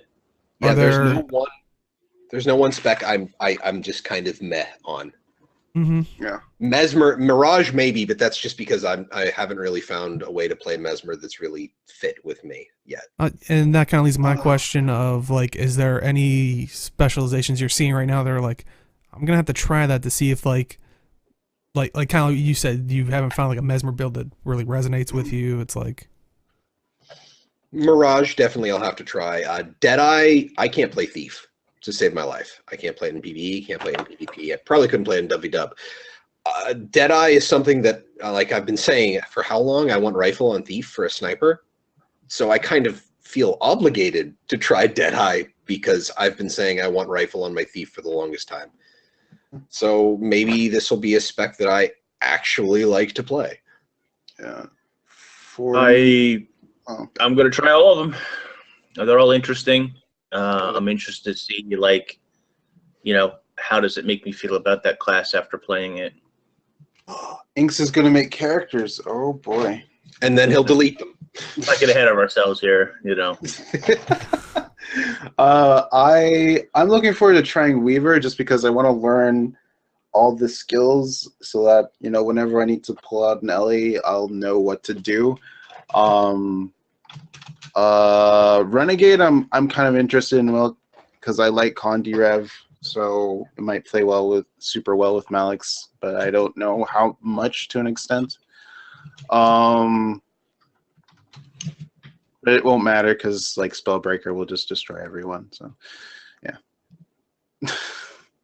I really do think it's the best. I mean, spec, I'm intrigued by like the Ellie and the Mesmer just for like the kind of what Jim was saying. Like, I never have found a build that I've really been like, I really want to stick with this. I really enjoy it, especially after Ellie. They took away my Summit Weapons build way back. Yeah. Never gonna forget. Come on, ArenaNet, bring it back. I do have a final question. How do you think we're going to get these elite specs? Same way. Same way or Yeah. different way? Nope, They just same way. hand them to me. Same way. Gotta unlock them with hero points, just like we did for everything else. Have to be level 80. I've seen people already saying like, "Oh, I have enough points all stored up, or I've got all." They're not going to let you like automatically unlock them. You're going to have to get extra points in the new maps. Maybe not a whole bunch, but some. Right? Mm-hmm. I mean, maybe we'll have to complete like some point in story or something to unlock the elite spec, but then I think we're still going to use hero points to unlock them. Okay. There's sort of this prevailing thought amongst players as well that they need to have these elite specs right away. And I understand, I do understand that because you're excited and you want to play with the new toys and you want to play with the new spec. But once you unlock it, it's unlocked forever on that class. There's no journey, there's no quest, I mean, in this expansion in Path of Fire, there's going to be a little bit of lore apparently for each of these specs, Nice. which is really great. But you know, don't be in such a rush to like, I just want to unlock it. Oh, this is so tedious. I got to get 100 points or something. Like, I don't know. Don't be so quick to just want to get it over with and move on. You know. Yeah, it's kind of like how you start the game, just to enjoy the journey, and you know. You're gonna play it. You'll unlock it, and once you unlock it, you'll never think about that process again. And yeah. I don't know. I seen a lot of complaints when Heart of Thorns came out because you needed 400 points. And people were just like, oh, this is too many. It's too much work. It's too much grind. And I really don't think at the end of the day it was that bad. I did it. I did it for my Thief, actually, before they changed it. And this isn't even me coming from a perspective of having very few characters. I had 9 characters when Heart of Thorns started. And I unlocked it on all of them. It's not like I skipped around and didn't do some of them, you know, but I don't know. I don't think there's going to be any real difference to it. I was another one of those people who didn't think that like the amount of hero points necessary for the Heart of Thorns specs was really that onerous, but yeah. And I understand that Uncultured Savage, that spec isn't quite as useful if you're using it as like you're progressing, and let's say you only have the minor unlocked, right? Well, why would you play that way when you could just use the other elite spec and have everything unlocked and then just unlock everything at once when you finally complete it, and therefore you're not really enjoying it as you level anyway. Yeah. And I don't have the answer for that, unfortunately, but Yeah, I mean, we shall see how that plays out. But some other stuff that's coming in the expansion, they mentioned something of bounties, which, I mean, we have guild bounties, you know, in Guild Wars 2 already, but it seems like these are more like, if you think about, people are comparing it to like Guild Wars 1, the Zaishan bounties, where basically these are creatures that are already in the world that just kind of, like, it's not guild based, it seems like, possibly. Yeah. They didn't really mention guilds in there, but they said you could kind of like kick it off as a group, and then anybody could kind of join in and still reap that reward of that bounty, I guess. So I like it. I really do. I guess it's kind of a Guild Wars 1 throwback because of the Zaishan bounties. I used to do them from time to time, and you get these tokens you could trade in for stuff and things like that. So it's kind of cool to give players something to do or to explore different areas that they may have not gone in or have not explored completely. So what if they were kind of betaing this with the encoded bandit orders? Oh. maybe. Yeah, maybe. As long as we don't get the legendary bandit executioner showing up at the end of every bounty. yeah, I have yet to complete one of those fights. It's just Really? never. I didn't do it when they came out, so nobody ever shows up to them anymore. Yeah, I only did the first bandit stuff, and I didn't do the rest, sadly. Another thing that's coming out is a new guild hall. You can see it here. It is the Windswept Haven. So it's definitely Alona themed. I mean, from the architecture and whatnot.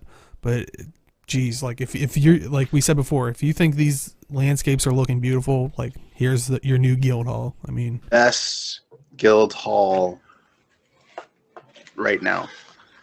It does look really cool. Apparently, I think Woodenpotatoes was saying he thought it was a little smaller or something. I don't think he's been inside, but I think he had conversations with developers or something. Yeah. The arena still looks kind of small though. They need to tell us how we're going to alter our guild hall. Like we need the capability to switch guild halls at this point. Don't you have to do another expedition? Yeah, you do. Yeah. You do? You can already do that? Yeah. I never looked into it. I was gonna say, I know with the original 2, they said The only thing between is, the 2, but I think the upgrades stay possibly. Yep, yeah, anything that you've got unlocked will stay, and this sort of leads to, this all looks beautiful, but one of the joys of the guild hall for me was seeing it built as you went along. Now that required a crap ton of materials, and I'm not suggesting that should be taken away, erased, or whatever, but it would be cool if the first time you claim it, you could see stuff like the build animation. Because this stuff is going to have build animation, but if your guild hall is already maxed, like a lot of larger guilds will be, then you might not see any of the build animation or the dialogue that goes along with it, which is minimal, but still, it's there. And you might miss out on some of that stuff. I don't know exactly how it's going to be handled, but if it works like it does in Heart of Thorns, you just switch guild halls, do a new expedition, and everything is saved and rebuilt and whatever. And you don't get to see the Right. build up animations. Right. Okay. Yeah. And honestly, I'm kind of curious to see what the fight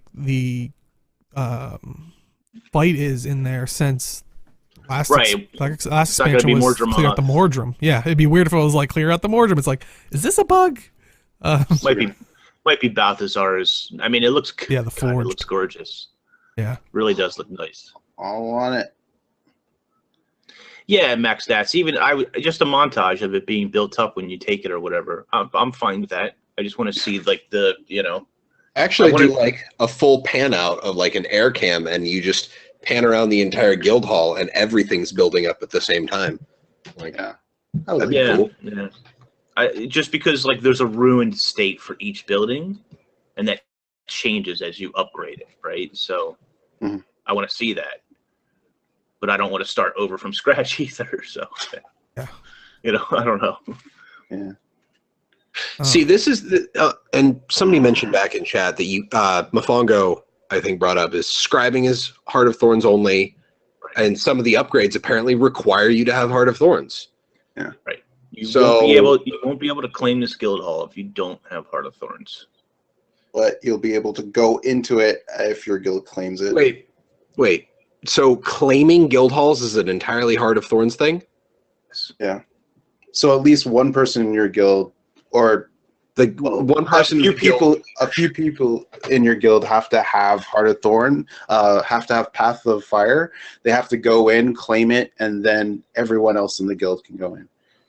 See, this is making me question the idea to sell Heart of Thorns and like Path of Fire without requiring Heart of Thorns. Oh, well, we'll definitely get to that. Yeah. But yeah. Any other thoughts on the guild hall? I want it. It's awesome. Can't wait.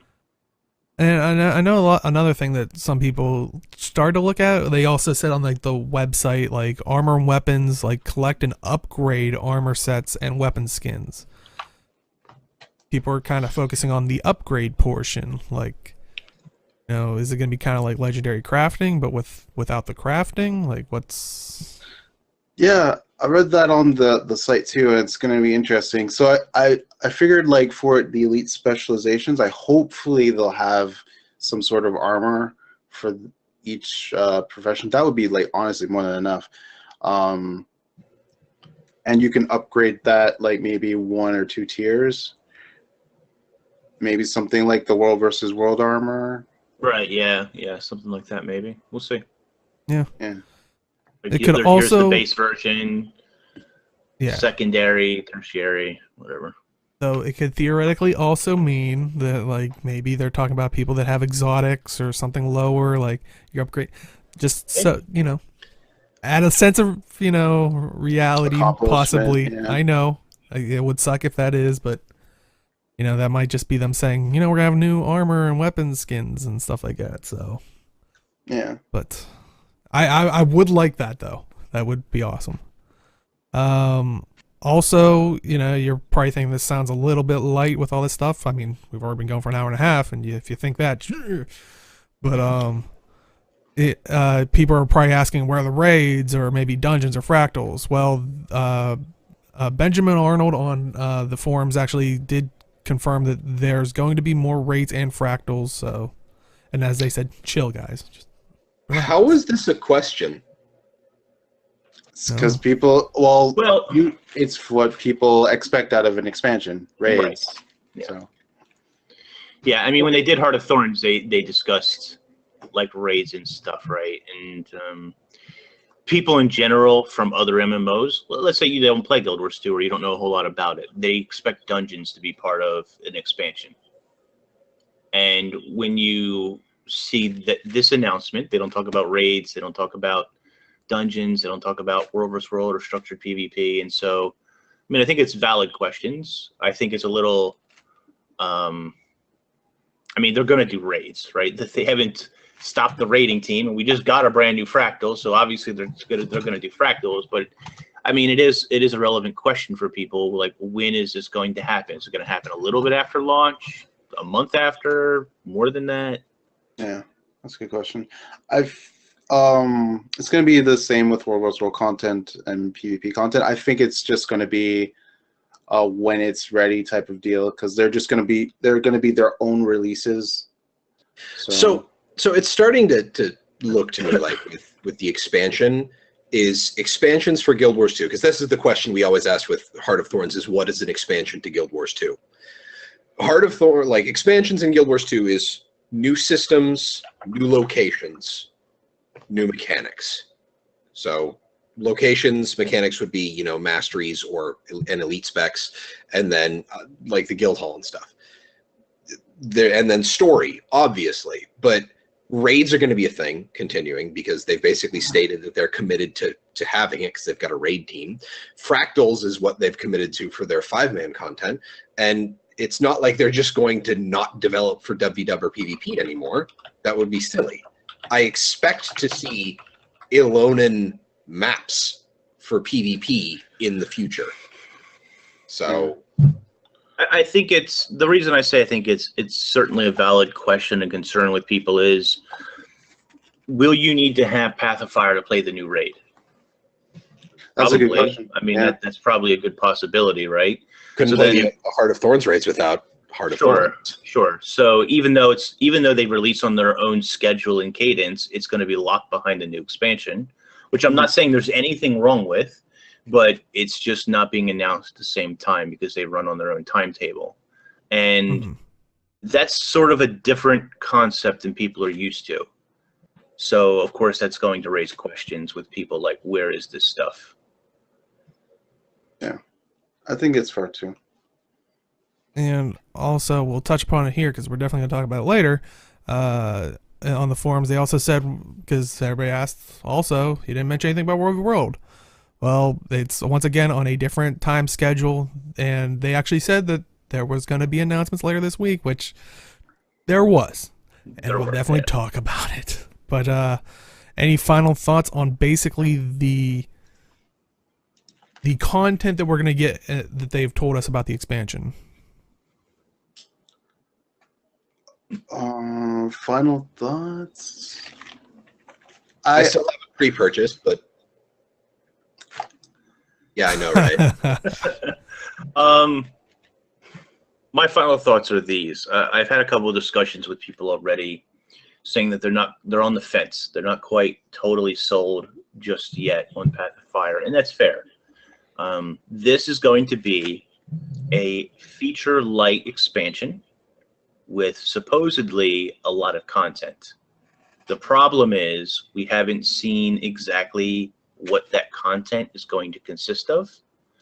And for the larger portion of it, you're not going to see it because there's 5 maps, and at least 4 of those maps, ArenaNet is not going to show you anything of except a couple of screenshots or maybe some video shots here and there. They're not going to reveal what the meta events are, or how many meta events there even are, or how those maps work, or what the jumping puzzles are like, or the secret areas. They may not even fully tell you how many armor sets and weapons. They might, but they might not as well. And so they're probably not going to reveal to you how long the story is going to be in any super big detail.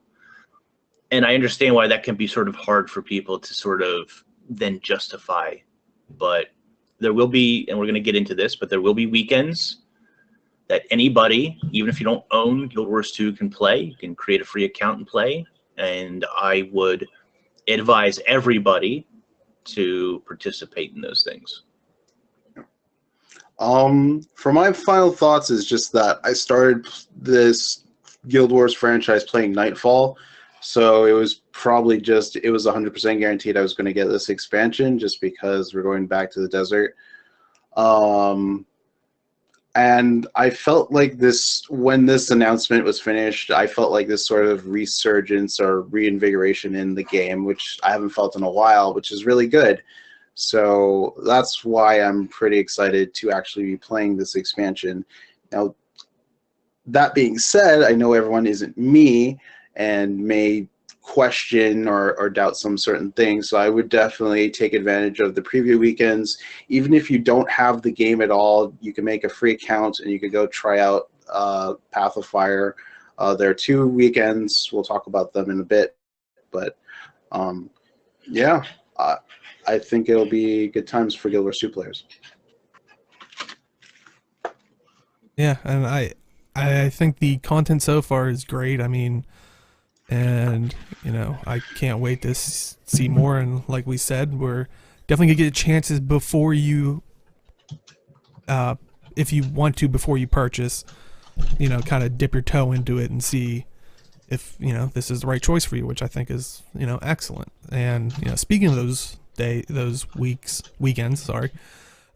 Next week, they said we will hold 2 preview weekend experiences, and that's important to note. Preview weekend, because I've seen a lot of people refer to as beta, which let's refer to them as WoW betas, because that's basically what they are. They're pretty much done.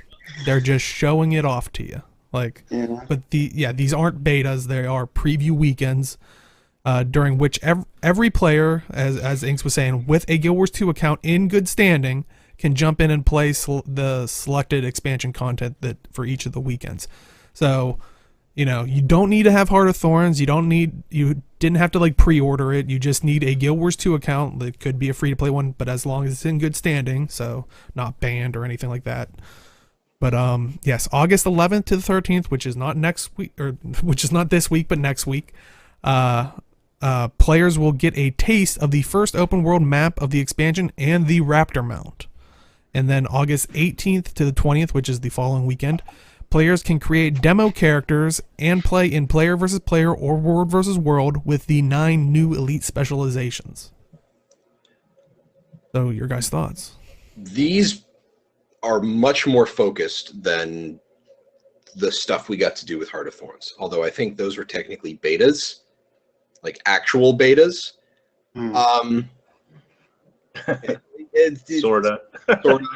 And don't, like Deo said, that these are basically finished and they're showing them off. They're still collecting data on this. Sure, they would love to hear your feedback, obviously. Yeah. I mean, if there's a big problem mechanically, it may not be getting addressed. But numbers-wise and that kind of thing, then sure. Yeah, I don't think it'll be to any extent as the Revenant, because I think what was the first beta they gave us, there was still only 1 weapon, and then after people talked about it, then they kind of add the weapon swap. I don't think, I mean, granted, we're not going to have a whole new, class, or a whole new profession, but I don't think we would see that big of a turnaround, at least for launch. But I mean, yeah, they're still going to listen to people's thoughts and tweak things that need tweaked. So yeah. This is pretty much just trying out the different features that were explained that are coming with the expansion and getting feedback so they can iterate on it. I'll let you play with the first mount a little bit, do a little bit of story, see the environment, do some events, I'm going to give you a little taste so that you get hooked and you can't get away. So hopefully you tell you. Yeah, if I do 20K with Deadeye, I'm gonna get hooked right away. And I will be on the forums going, "This is BS. What the?" Oh, hey, nerf. And before nerf Deadeye. Buff Yeah. Ellie, nerf Deadeye. Oh Oh, dear god. Lord. Buff anything else except Guardian. Whoa! What? Mind your tongue. You know. But yeah, if you are interested already before even you get a chance to try it, you can actually pre-order. Pre-orders went live this past Tuesday. We have the pre-order page up right here, but you can get the standard edition for $29.99 US. That includes Guild Wars 2 Path of Fire and a max level boost, which that contains an instant level 80, 25 mango pies, 25 superior sharpening stones, a die pack, celebratory die pack, orichalcum, pickaxe, lumbering axe and sickle, celebration booster, and max level exotic weapons, armors, trinkets for that particular profession. It works kind of like Heart of Thorns one last time, where I think it drops you in silver waste. You can kind of play the character without the elite specializations, and once you decide, you can click on it again and it will unlock it. And just like last time, it does include a account-bound slot for your inventory. So shared inventory slot for free. yes, the shared inventory slot. Do not underestimate the power of shared inventory slots. I know some people who have bought the slot so they got perfect rows, and it just got ruined by the new one. They'll sell you more. Don't worry. Also, if you're, the digital deluxe is $54.99. It gives you everything the standard edition had, with an additional character slot, an identity repair kit, which is a total makeover kit, and a name change contract. The Spear Marshal's Presence, which has the Sun Spear outfit, the Lily of the Elon permanent pass. So that's pretty nice. I kind of just, when I went to this page, I was on my stream and I just started laughing when I got the permanent pass, because I feel so bad for anyone who bought one, like, what was it, last week? Unless you really like the low gravity and the fractal bonus, like, that's awesome though. I know it's awesome. Level But gravity. I liked it. Yeah. Kind of reminded me of Realm of Torment. Like it was This will be in a different world too, and yeah, I mean, I get what you're saying, but yeah, I know. Well, I mean, that's just like looking at people who bought the Queen's Terrace pass and saying like, "Ha, they brought out other stuff like this." So, yeah. And like lastly, Queen's the Terrace. Ultimate Edition, which is basically all the other stuff, but it gives you 4,000 gems, which that do note can take up to 72 hours after the purchase. So don't worry if it doesn't show up immediately. wasn't that the same deal on the Ultimate Edition for Hot, but it was like $90 or $100? Yes. Yes. Which Was it more? That was because the the game was 50. Right. Yeah. Yes. Which that is important to note that well, let's talk about all the stuff that you can still get out of it, because wait, there's more. And say if you're maybe tight on money, like, who knows, personal life, whatever, you can't get the standard edition, and like with Heart of Thorns, you can upgrade to the deluxe edition through the gem store. So if you Gold or can whatever. do it with gold to gems, whatnot, but that will be 2,400 gems. So It's probably a lot of gold. yes. And if you pre-order before the expansion goes live, you get the Spear Marshal's gift, which is you choose one weapon skin from the Sunspear weapon set, a miniature rogue Balthazar, and I say miniature in quotes there. He's kind of large. Yeah, and the Elonian Envoy title. So I think Meh, it's a title I'll never use, but anyway. yeah, here Titles. we have some of the stuff, and I mean, thank you to Dolphin.net for checking all this stuff out. But right there, you see the outfit, the Spear Marshal, or the Sunspear outfit from the Spear Marshal's Presence. Yeah, see it there? I'm not a big outfit person, but I do like this outfit. I've heard some people say they don't really like it, but I don't know. I like the that clipping on the leg. Oof. It is definitely Paragon from Nightfall. Yeah, for sure. But I don't know. I kind of like it. I like the outfit. Yeah. Kind of want to make a. That's what I should do with my additional character slot. Make Gosh, it looks Paragon. so blurry. Anyway, Yeah. I looked at it on the human male and it looked great. Some of these other races are not quite as good. Yeah. Also, from the pre-order version stuff, you can get one of these weapons on the left there, a Sunspear weapon. Now, hopefully, this means that they're going to be found later throughout. Like you can get them throughout the game, like Gem Store or something. Good question. Yeah. Yeah. Yeah. And Yeah, 'cause it also would the kinda mini suck for them to- Balthazar. It would kind of suck for them to put all the work into the weapon set and then just make it a pre-order bonus. Yeah, I don't think so. I think this is just like, I think you'll be able to obtain these another way. And I think somebody had pointed out that in one of the videos, there was like an upgraded looking version of one of the Sunspear weapons. Oh, So this is probably like that upgrade weapon thing they were talking about. Somehow you'll get the basic version, then you can upgrade it to be cooler looking. Yeah. I have to say too that the shield that comes with the Sunspear collection really makes me wish javelins were a thing in the game. It's just like so perfect. It reminds me of Guild Wars 1. And a Yeah. couple things to note. If you look back at that buy page, it does say you can add Heart of Thorns to your purchase if you don't have it already for an extra $20. So it's not included with these price bundles that you see. Right. And I think if you, what was it, Wednesday when we were doing the fractals, we were kind of arguing about that back and forth on this channel. So, but yeah, I'd love to hear your guys' thoughts, and I'll, kind of weigh into. I am increasingly unsure if having Heart of Thorns not required for Path of Fire is a good thing.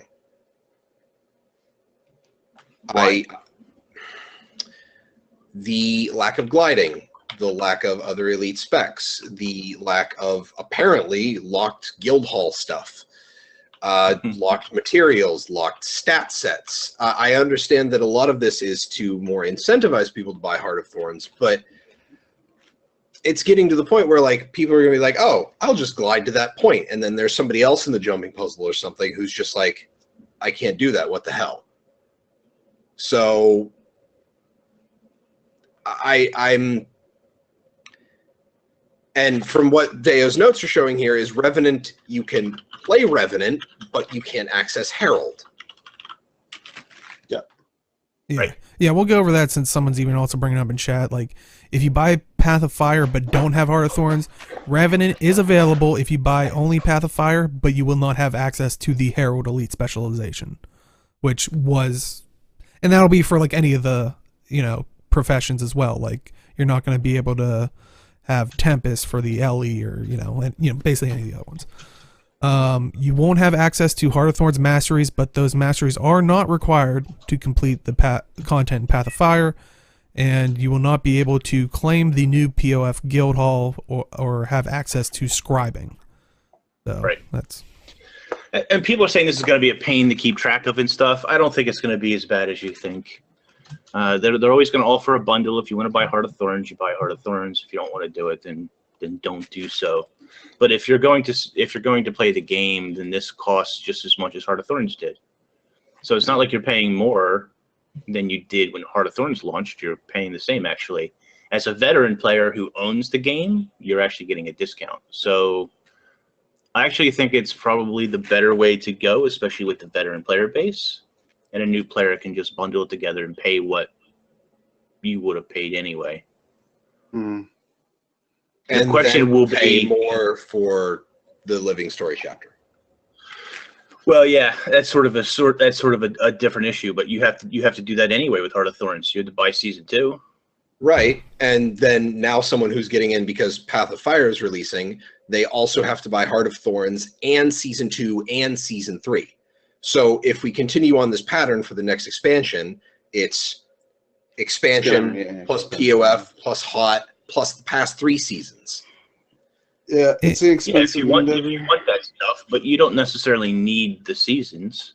It's a big quality of life boost. It obviously, especially season 3 in particular, offers you a lot of easier ways to get ascended armor. But Well, I mean, I I wish think I that's still had the another- quote for that they kind of said from Heart of Thorns was the reason they did bundle it together was they kind of wanted everyone on the same page. It doesn't feel like that anymore, especially with kind of like what you're saying. Heart of Thorns Right. was You're here not is wrong. the framework, we're going to build upon it. But basically, here's the framework. We built upon it for Heart of Thorns. Now we're going to here's the same framework, and we're going to build upon it the same. Like, we're not going to go any further. It feels like they're not building upon another. it. They're not building another floor. They're building another building next to it. Yes. Right, but they even said in their, and this is sort of, I guess, a misinterpretation by many of us, but they said in their pricing model that they would offer you the base game plus Heart of Thorns plus whatever the future expansion is for one price, and they do that. It's just a question of whether you think that one price is fair or not. There is a separate question about living story and stuff, but if you actively play the game, that's all free. It's just a matter of whether you can be bothered to log in once every 3 months to get that stuff. Now, for newer players, I do understand. It sucks because that is an extra cost you weren't necessarily anticipating. And Season 2 isn't nearly as important as Season 3, I don't think, as far as rewards and benefits go. But there certainly is, a point of contention there. Maudry, Nomads, Sinister. Not really Yeah. important. Think about it from a perspective of a person who just wants to know the story. I think it is quite an expensive endeavor. It'd be nice if they did a Heart of Thorns bundle, or you could do a Heart of Thorns Living Story 2 bundle or something like that, so you can. And whatever. I don't disagree with people where they say the story should be included when I buy Heart of Thorns. If I'm going to pay for Heart of Thorns, I should get Season 2, I guess, because that's sort of the precursor to it. And if I buy Path of Fire, I should get Season 3, which leads up into Path of Fire. There you go. Okay. But or maybe the other way around. Maybe you should get Season 3 with Heart of Thorns. I don't know. But either way you want to do it, I don't disagree. I always thought when they were selling us Heart of Thorns for $50, I always thought we should have got Season 2 bundled in there. See, the thing that I'm more worried about is now that they've gotten a better release cadence, is that what's the deprecation? Because you can't still be charging $20 for Heart of Thorns when you're 4 expansions down the road. Because people in gaming they could. But, well, I was gonna say at least the old Guild Wars 2 games, their standalones always stayed high, but I do want to say I think the route they're gonna go, and like with the standard, like it's $29.99, but if you add the Heart of Thorns thing that brings you all the way up to the future content, it's $49.99, which I think was what Ink said before, was what Heart of Thorns was with everything included. My issue with that is, because ArenaNet, and I think Mo said it on an interview with Woodenpotatoes, he wants the fan base to be like the advertisers and the word of mouth. This kind of confuses people because the day after, everybody's like, "Oh man, we get all the previous stuff for $29.99." No, but it's important to note. You do for $49.99. Well, and that's the thing. Like, a lot of people don't read that. I mean, granted, it is right there, except for the price. What I would like to have seen, like I've seen other games, and most recently I noticed ESO did this with their Morrowind thing, was, if you just want the Morrowind, standard edition upgrade, it was this much. If you want the Morrowind standard edition with the full game, it was this much. So basically it was bundled together. If you want the collector's edition upgrade only, it was this much. Like, we don't, like, if they would have had like a block, like 6 blocks underneath of that, or three more blocks underneath of that, saying, hey, if you want the all the way up until this point, which granted still doesn't include the seasons, which, like we said, that's always been an issue. Unfortunately, I don't think it's gonna happen, but I'd like to see it. But if they had underneath of it, if you want all the expansions up to this point, here, buy it now for $49.99. If you wanted all, the deluxe version with all the stuff, add the $20 onto there instead of. Right. So for you, it's about visibility on the main page on proper price breakdown. So the player can help inform their friends, like, because I understand what Jim's saying is, I'm like, Yeah, dude, you can get it there, and a lot of people remember from Heart of Thorns. We will let everybody be on the same page, and even if we misinterpreted it, they never really truly corrected it afterwards until possibly now, which that's too little too late. That's kind of festered in people's minds. It's again, and this is something that I always think about future proofing, because that's just something you do in programming. I'm thinking about when expansion 4 launches, and I'm thinking about when someone is like Guild Wars 2, and you know, we the players, like, say I meet a new friend and I'm like, you would totally love this game, and we've got a new expansion coming out, and then I have to explain how they have to buy all the content. It's like, you have to buy the expansion, which means you'll also get the core game, but there's these 3 previous expansions that you also have to buy, and then there's also the story packs, but don't have to worry about that because you can just farm gold in game, and you can buy the gems to buy the story. So and I've lost them. Sure, I do understand the story pack thing. I think the expansions, the other bundles, are going to price themselves accordingly as we move along. You know, Heart of Thorns is $20 now, but in another year it might be $10. And then Path of Fire might become 20 or 15, or like they'll bundle it in and give you a discount so that it's a fairly reasonable price, whether that's $50 or whatever. Then that's honestly, I'm hopeful that if you add all the expansions in future expansion releases, that it won't break that 49, like that initial $50 barrier. Yeah, I hope. Yeah, but you know, I mean, I don't think that's unreasonable to want or expect, really. I would just like to see it for people, like Jim's saying. You convince your friend, it's like... Yeah. And I do get that. Eventually, and I understand what you're saying, is that can't they sell Heart of Thorns for $20 forever? They could. I don't think it's a great idea, because even World of Warcraft has been slowly rolling their expansions into the base game. Granted, kind of apples to oranges there, because it's a sub-fee game, but it gets to a point where you don't want the barrier to entry to be crazy high, because you want people in the game. You want them spending money in the gem store at that point, because then you have more stable income instead of just this big ass burst for buying the game. And then people are like, well, holy shit, I had to buy all of this. I can't afford anything for gems for a while. So it's just one of those... It's something they'll certainly have to address in the next expansion and following expansions for sure. But it sounds like they want to go back to the Guild One way of developing independent expansions that don't rely on the previous one necessarily. The previous expansion will help you and make quality of life choices for you that will make things easier, but it's not really needed. So does that mean if I have Heart of Thorns, I get to start halfway through Path of Exile? Or Path of Exile. Path of Exile. We're going to a different game, boys. Ow. Path of Fire. I mean, you buy Heart of Thorns, you play Heart of Thorns. Content-wise, I don't think there should be any, like, this is just more playing the game. This has nothing to do with playing the game. This is more getting people into the game. That's my worry. And Gundam Citizen brings up, breaking gameplay, and Age says nope, but it's one of those things where I talked about before, like, you see someone with a glider and they do something super easy, and it's just like, well, what the fuck? We're not even in Heart of Thorns. Why should they be able to do something easier with a glider? What I mean by not breaking gameplay is that, you could still do the content in Path of Fire and things like that. You just can't access Heart of Thorns content. You don't get the Heart of Thorns masteries. That's what I meant by that. But I do understand, like, there's some quality of life things. There are some story aspects that people will be interested in. There are some elite specs that people will be interested in.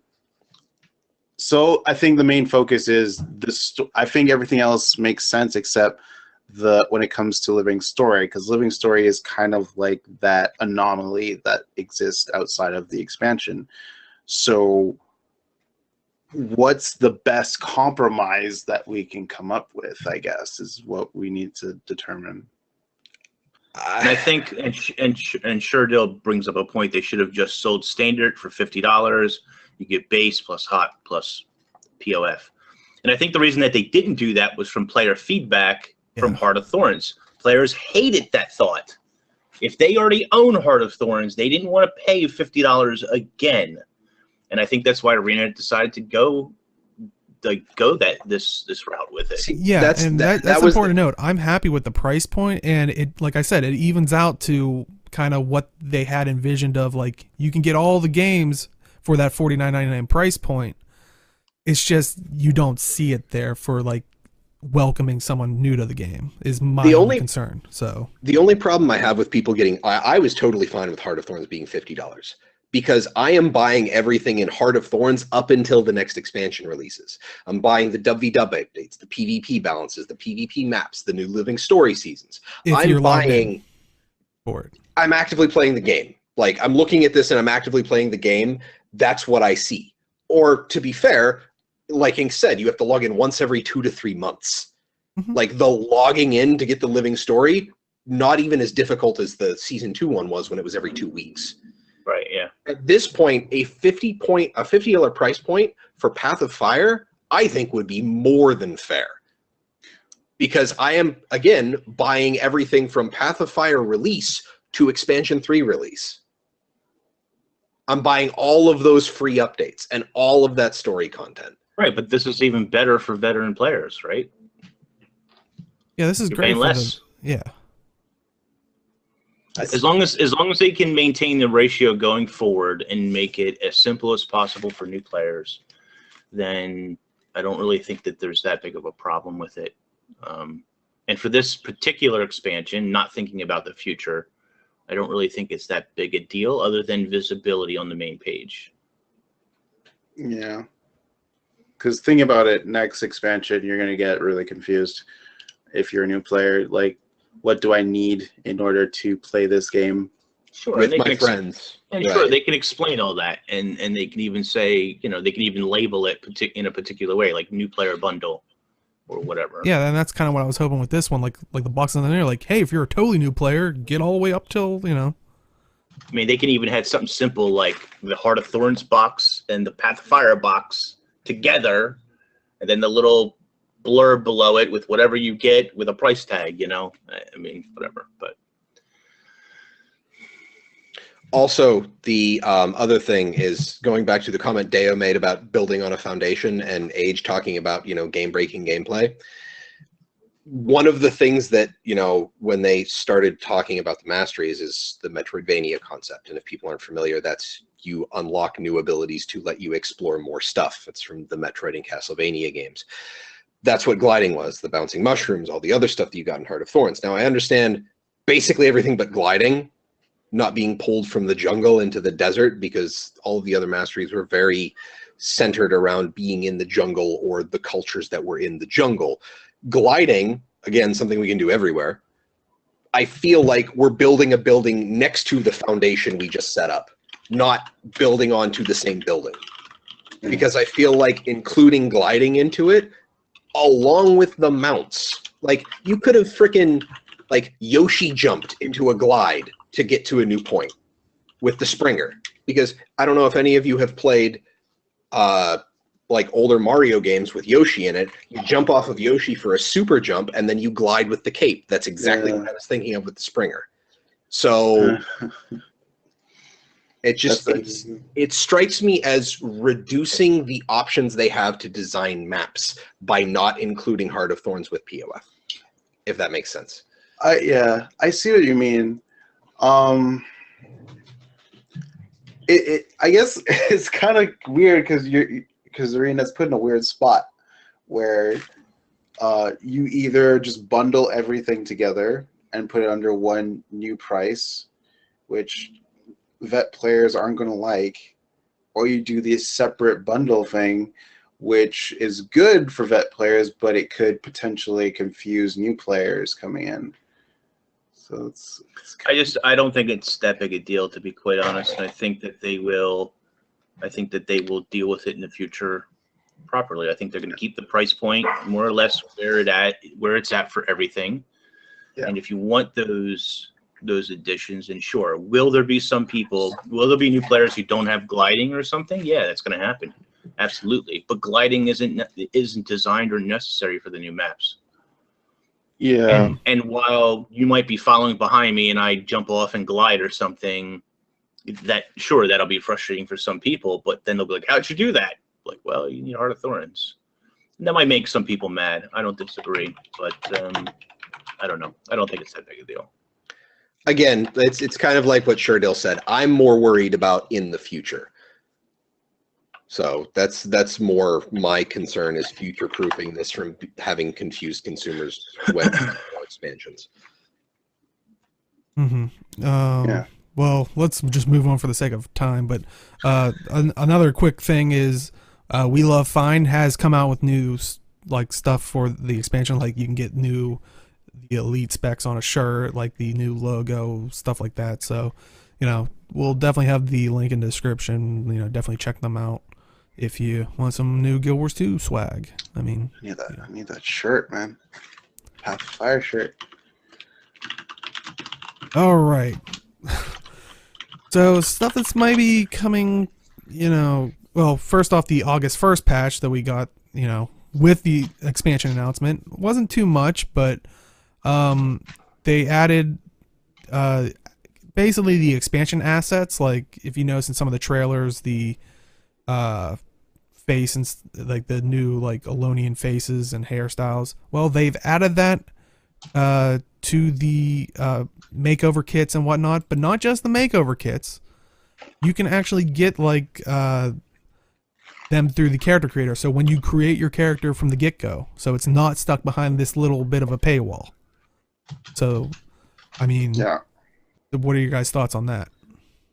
First of all, I love that they added to the character creator, because it lets people who are, essentially going into a new continent have that type of character look. And as a black guy, it kind of helps if I can make myself in the game. I didn't really think about it at first, but as I made my character, it's like, oh, this is kind of cool. It's like I feel like more representative of myself. And plus, my Guardian looks fabulous. I saw the picture. Your Guardian does look pretty awesome. Mm-hmm. Yeah, a lot of people have been making some pretty cool looks. More diversity on characters is always a good thing. I've been saying constantly, we need more of these. Well, yeah, to be fair. Yeah, I was going to say, it is important to note, these are only for human characters. Right. Which makes sense, technically. It does make sense. I agree, but I think they should go through and add some more stuff for everybody. And honestly, I was going to say, I think give it time, because after a while, they then, map roll the them all hairstyles over to one around. another. Yeah. I think they just had these assets, and they were like, let's give them to them. I could definitely see them eventually, mapping it to, the Norn, because that's going to be a wider frame than, the standard human. So, I hopefully give it time, and they'll hopefully release it on all of them.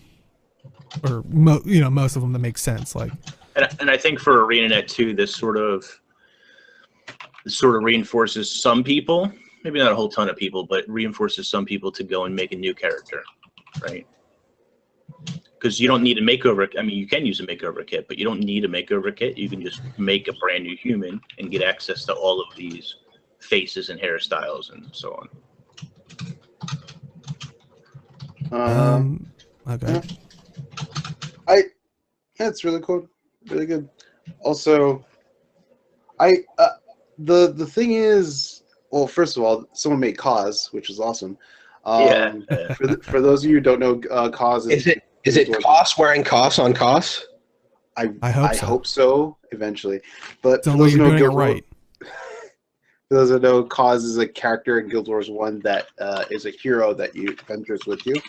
And the second thing is, usually when people MMO games try to bring in the African American side, they kind of have the generic fro and things like that, but they actually added a lot more different varieties in terms of the hairstyle, which I can highly appreciate. That's just one I want to throw out there. So a lot more detail to the hair and such. The textures on these hair models are ridiculous. These are really good. I'm really impressed with a lot of this. Yeah. Even the beard hair is more textured. If only you can have helms that don't remove your hair or beard. I'm wearing the blindfold on my Guardian so that I can see my hair. Yeah, and they even have some like Egyptian hairstyles. I really like that as well. Yeah, it was a nice touch. Okay. Really cool. Any final thoughts on? Like, I think it's awesome that they added it to basically the core character creator, not behind the thing. So, but Yeah. I like that. How about we talk about what's going to be coming next week for a patch? Which, holy crap! It's not. I would say right now, it's not like a little dinky, like do some just gem store stuff. Like after announcing this expansion, they come out with like, holy crap! I'm gonna get to it before I keep stalling. Basically the balance patch, since the season will be ending on the 8th. So we're gonna get a balance patch. And also, important to note, World v World and PvP, you will be able to upgrade your Ascended armor from there specifically, certain armor sets, which we'll tell you, to Legendary status with weapon swap, rune, extraction, all, you just won't get the raid Legendary skin look. But some requirements... Oh, go ahead. Yeah. No, I was just going to say you don't get like the animated skin. Yeah. Yeah. But some requirements, you will need Heart of Thorns, of course. Like we said, you'll be able to swap runes and fusions. No unique look. It's basically just taking that Ascended look and reusing it for the it's basically applying legendary stats to it. So don't expect the raid armor. But it's only specific for the PvP and World v World Ascended armor, which is the Triumphant Heroes Ascended armor, the Mistforged Triumphant Heroes Ascended armor, which are both World v World ones. The PvP ones are the Ardent Glorious Ascended armor and the Glorious Hero Ascended armor. So, why do you need Heart of Thorns for this? Because Heart of Thorns is where legendary armor was released. And this is, again, one of those things that's causing confusion. Because you're going to... I don't know why it's... I mean, legendary armor came with Heart of Thorns. I mean... Or are you asking when the next expansion comes out, is that still going to be the requirement? Because I'm reading it as it stands right now, you need Heart of Thorns, not just the core game. You need if you want legendary armor, you need Heart of Thorns. Okay. Yeah. So this is going to go back to that topic. We'll have to leave that for probably the 5-minute after show because holy crap. It's not a big problem, but anyway. Yeah. Agree to disagree. Yeah. So World v World and PvP armor, like we said, you can swap any abilities, and like a legendary armor that should add the stats as we get more stats and expansions and whatnot. How to upgrade? You have to buy 3 of the new PvP and World v World gifts plus the piece of armor and combine them in the Mystic Forge. And you can buy the gifts from Commander War Razor in World v World or the Ascended Armor League vendor in PvP. Yeah. First of all, I want to say that I think it's fantastic that they added it to the other game modes. Specifically, World vs. World is going to really, really benefit from the use of legendary armor and having it. I am going to sort of reserve full judgment until the patch on Tuesday to see how much this is going to end up costing as far as the gifts go and as far as like full-time allotment goes, because it feels like PvP is going to be the fastest and perhaps easiest way to get legendary armor. Yep. The ticket game, it's not even tickets. What is the new thing? The provisioner tokens. Or not the World v shards. World. Ascended Shards of Glory. Yeah, those. So the Ascended Shards of Glory is a faster game than certainly World vs. World. And that's why, when this came out, I thought that Tier 3 with a gold gain should have been legendary armor for World vs. World. And that's a possibility if you have Tier 3 pieces, because ArenaNet doesn't want you to feel left out. But really, it's Tier 2 of World vs. World because the ticket cost is similar to the shard cost in PvP. And I think that maybe they should have increased the shard cost in PvP rather than lower it down to this other aspect, because even in PvE, it takes you, I forget, 20 weeks or something. I forget the exact number. And Tier 3 World vs. World was even a little bit more than that, so it felt comparable. but then PvE, PvP, and Tier 2 are less than that. And so, I don't know. We'll have to wait and see how this sort of shakes out. And Tier 3, there's also a rank gate, right? So, yeah. I wonder if there'll be like a PvP balance in terms of the rewards again, because I know because the whole maybe. Because it might justify things being a little bit more expensive in order to make it so that PvP isn't your one-stop shop for legendary armor. Yeah. And Rima makes a good point. That's why I said I'm holding final judgment till Tuesday till we can see the gifts, because we don't know how much these gifts are going to cost. It might end up costing, that means a higher gold cost overall, and then it sort of, I guess, balances out, or whatever. But that's just a concern I have going into this without knowing the full details, obviously. I think they need to roll this ability into the entire game. What do you mean? Like legendaries for the entirety of the game? Just the ability to throw together a set of gifts plus an ascended piece of gear to make a piece of gear legendary with just the stat swapping and rune swapping stuff. You don't get the particle effects, you don't get the footfalls, you don't get the aura, and then I'm thinking about weapons as well, obviously, but I just feel like you have another probably lesser gold investment because you're probably also paying for the animations and everything, but you get the stat stuff that you want, not necessarily the skin that you're going for. Sure, but then the problem in PvE, let's just take non-raid PvE for a second and say they add Ascended to Legendary. Ascended armor is easy is not the right word I'm looking for, but it's much easier to get your hands on Ascended armor in PvE, and then we don't know what the conversion is, but like there's not really, the time gate is not the same as trying to get shards or tickets or kill bosses every week, let's say, if you just had in PvE Ascended to Legendary. So you need to account for that. Right. And I'm not saying that it should be exactly the same as what the WvW track is, but I think they should allow that process in the game as a whole. And with that, oh, sorry, go there. well, actually, I'm really happy about this change. I'd like Jim's saying, I'd like to see it in PvE. I've suggested this multiple times, because I feel like you crafting your armor and stuff, like taking it on a journey of such, you're creating the legend out of it, because they had to tack on, story onto the legendaries to make them feel legendary. But I like it because it actually goes back to Guild Wars 1. You could always get the top tier armor, but the look, and that's what people are saying, like it's going to make 99% of the rewards in PvE useless. You should want to go into the raids for the skin, the prestigious skin, if you want it. Like, if you saw someone in Obsidian armor in Guild Wars 1, you knew where they went. That was prestigious. But they had the same stats. I mean, that's how I feel. And I think that's still maintained.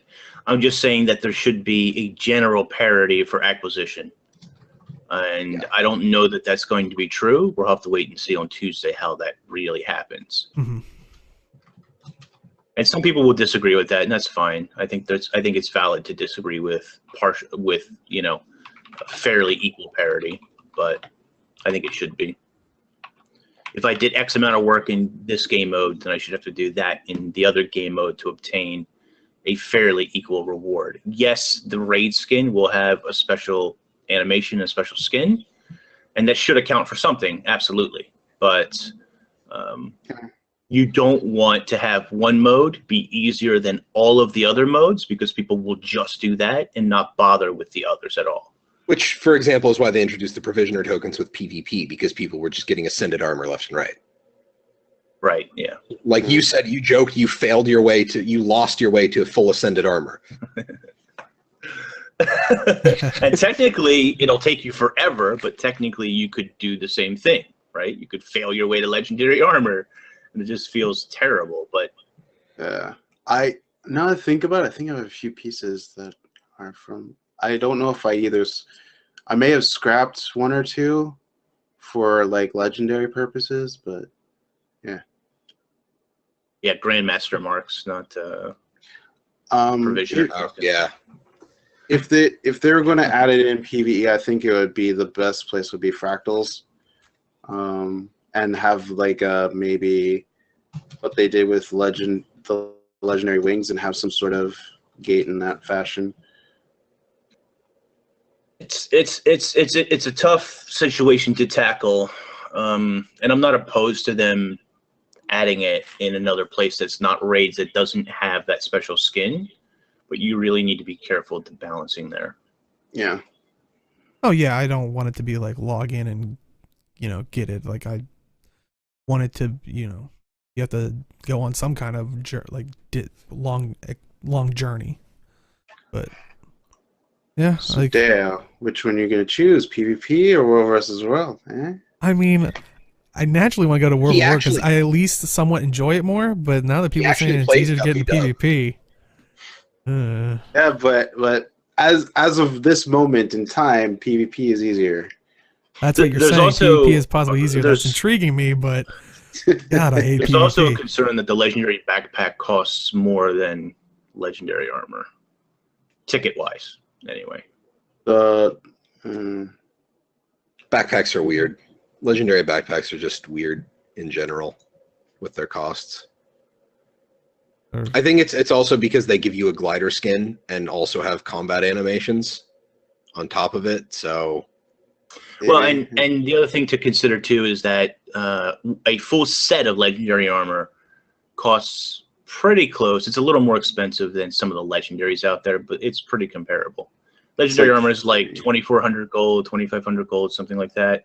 And some of the tier 2, Gen 2 legendaries are getting close to that price or about that price. So you have to think that, like, price-wise, 6 pieces or 1 full suit of armor is sort of equal to 1 weapon. Mhm. And I know that's weird. Yeah, I think that's what they said they wanted it to be. Wait, That's how the gold cost is. raid legendary or ascended legendary? Raid legendary. Yeah, I I thought that's feel like initially what it's- they wanted it to be. Okay, There's I'm more not- effort. There's more effort involved in raid legendary, obviously, right? But I feel like it's like at least 2.5. well, that's what I just said. 2.5, Okay. 2,500 gold for raid legendary armor. Oh no, not I meant multiply a regular legendary, but I guess I'd have to do the math again. But Yeah, I mean, I haven't looked at the math in a while, but when I made my armor, it was about 2,500 gold, okay. which is about the price of a Gen 2 legendary, or one of the more popular legendaries anyway, right? Hmm. Okay. Well, I mean, so we can look forward to that come Tuesday. This isn't even like expansion stuff anymore. This is next Right, yeah. Tuesday. This is So- Tuesday.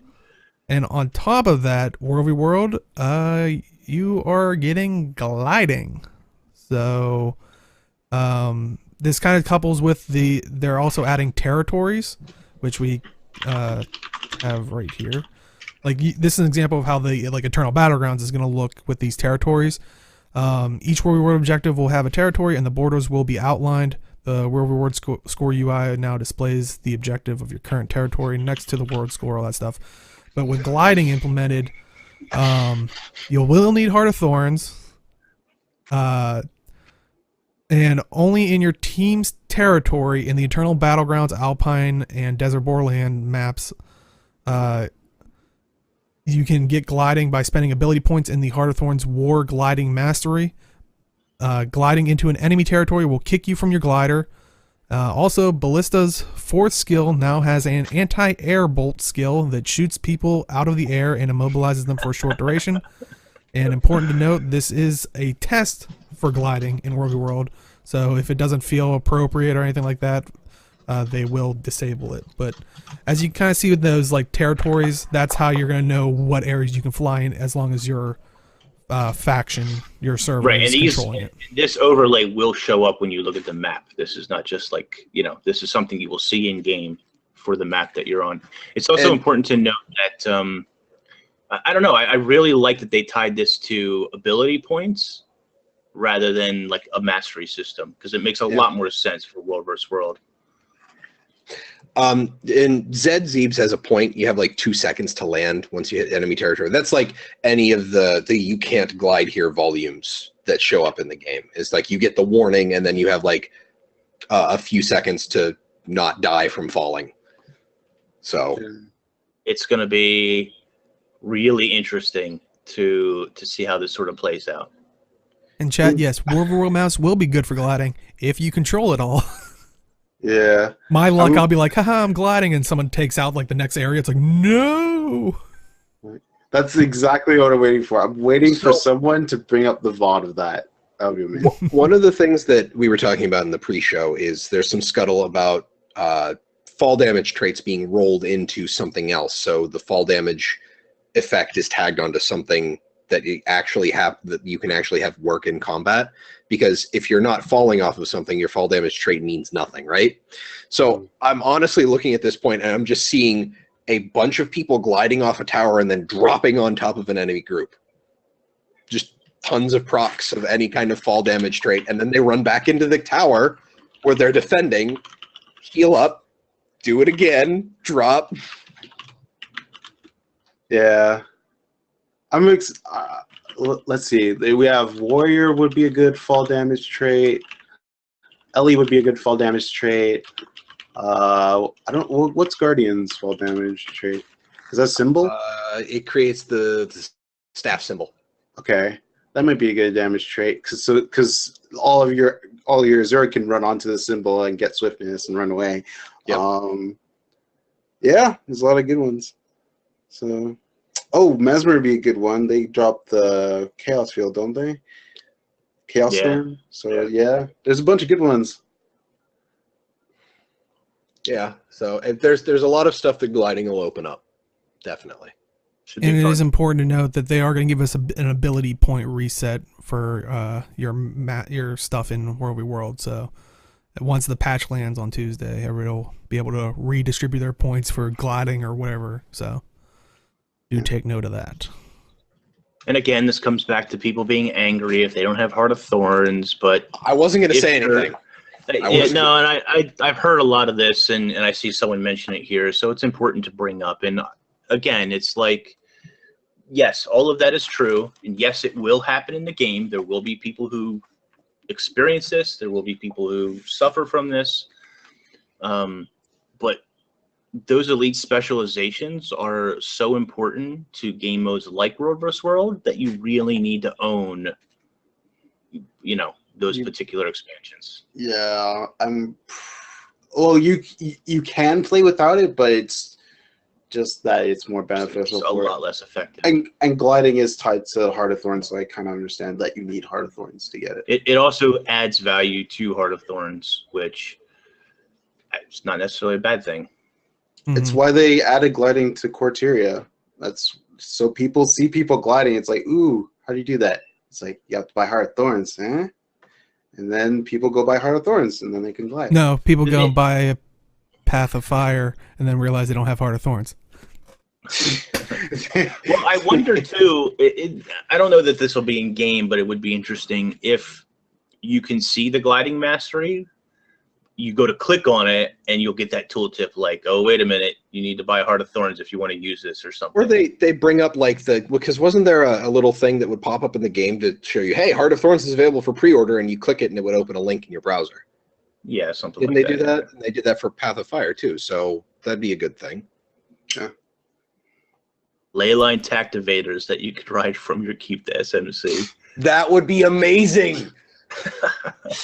That would be funny because, like we said, there's those ballistas. If there's a definitive streak across there, I'd be aiming for that area. I'd be like, all right, come on. I just set the ballista up right underneath the ley line and just be like, you're gonna have so many people shooting at you. Yeah. Oh man. I'm excited to shoot people out of the air. Also with the balance change and all this World v. World stuff, we are also getting concentration and expertise changes. So all equipment and consumables that provide a bonus to boon duration or condition duration will be converted to concentration and expertise, respectively. This is to first bring Condi damage more in line and remove inconsistencies with consumables and equipment. So they did say runes and sigils are not included. But also level 80 food that granted 20% boon or condi duration will now grant 100 concentration and expertise, respectively. Now people are starting to look at it. It says, lowers power of condition builds, but also promotes support players. So it's like 13%. You lose 200. Yeah. It's okay for my Daredevil builds because I actually overcompensate with the poison. So yay!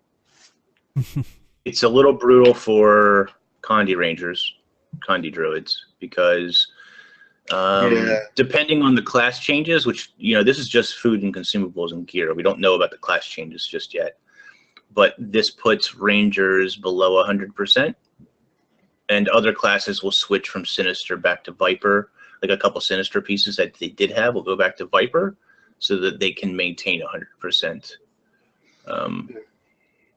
I think it's important to note, too, that we're getting Path of Fire on the 22nd of September, and this is August 8th. I wouldn't go too crazy with your gold, re-speccing and re-gearing everything. I don't know. Wait for the dust to settle just a little bit, I would say. I'm also going to say the elite specs will bring in maybe some of that condition duration that your profession might lack after this patch. Sure, yeah, absolutely possible. Yeah.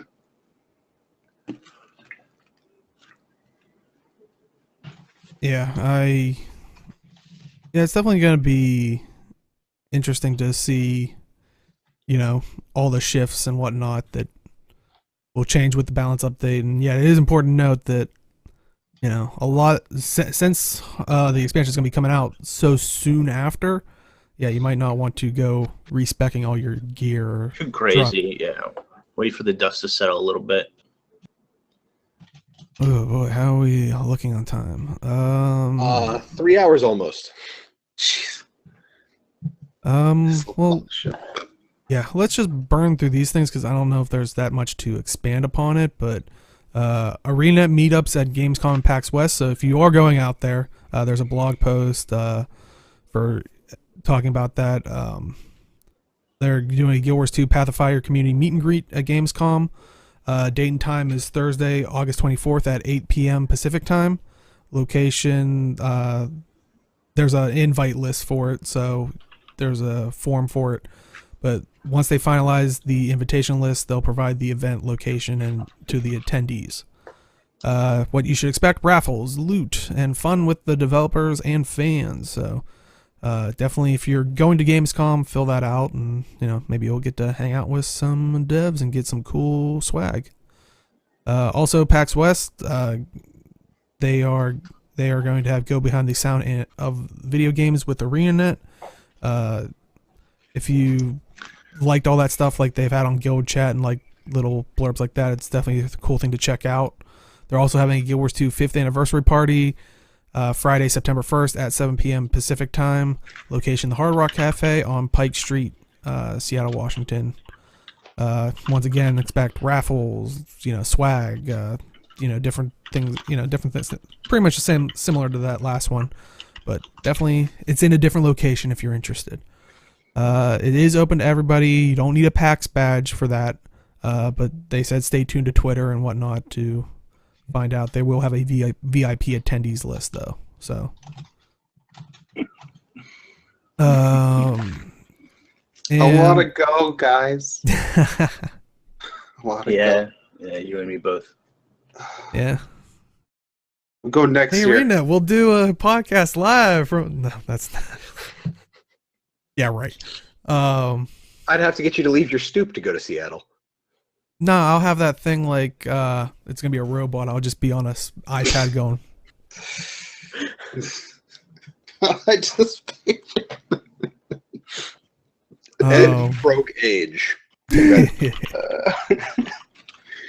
Oh man, I'm sorry. I agree, Max Stats. It's we're also the Woodenpotatoes is actually hosting the most epic Guild Wars 2 contest in order to grow the Guild Wars 2 scene.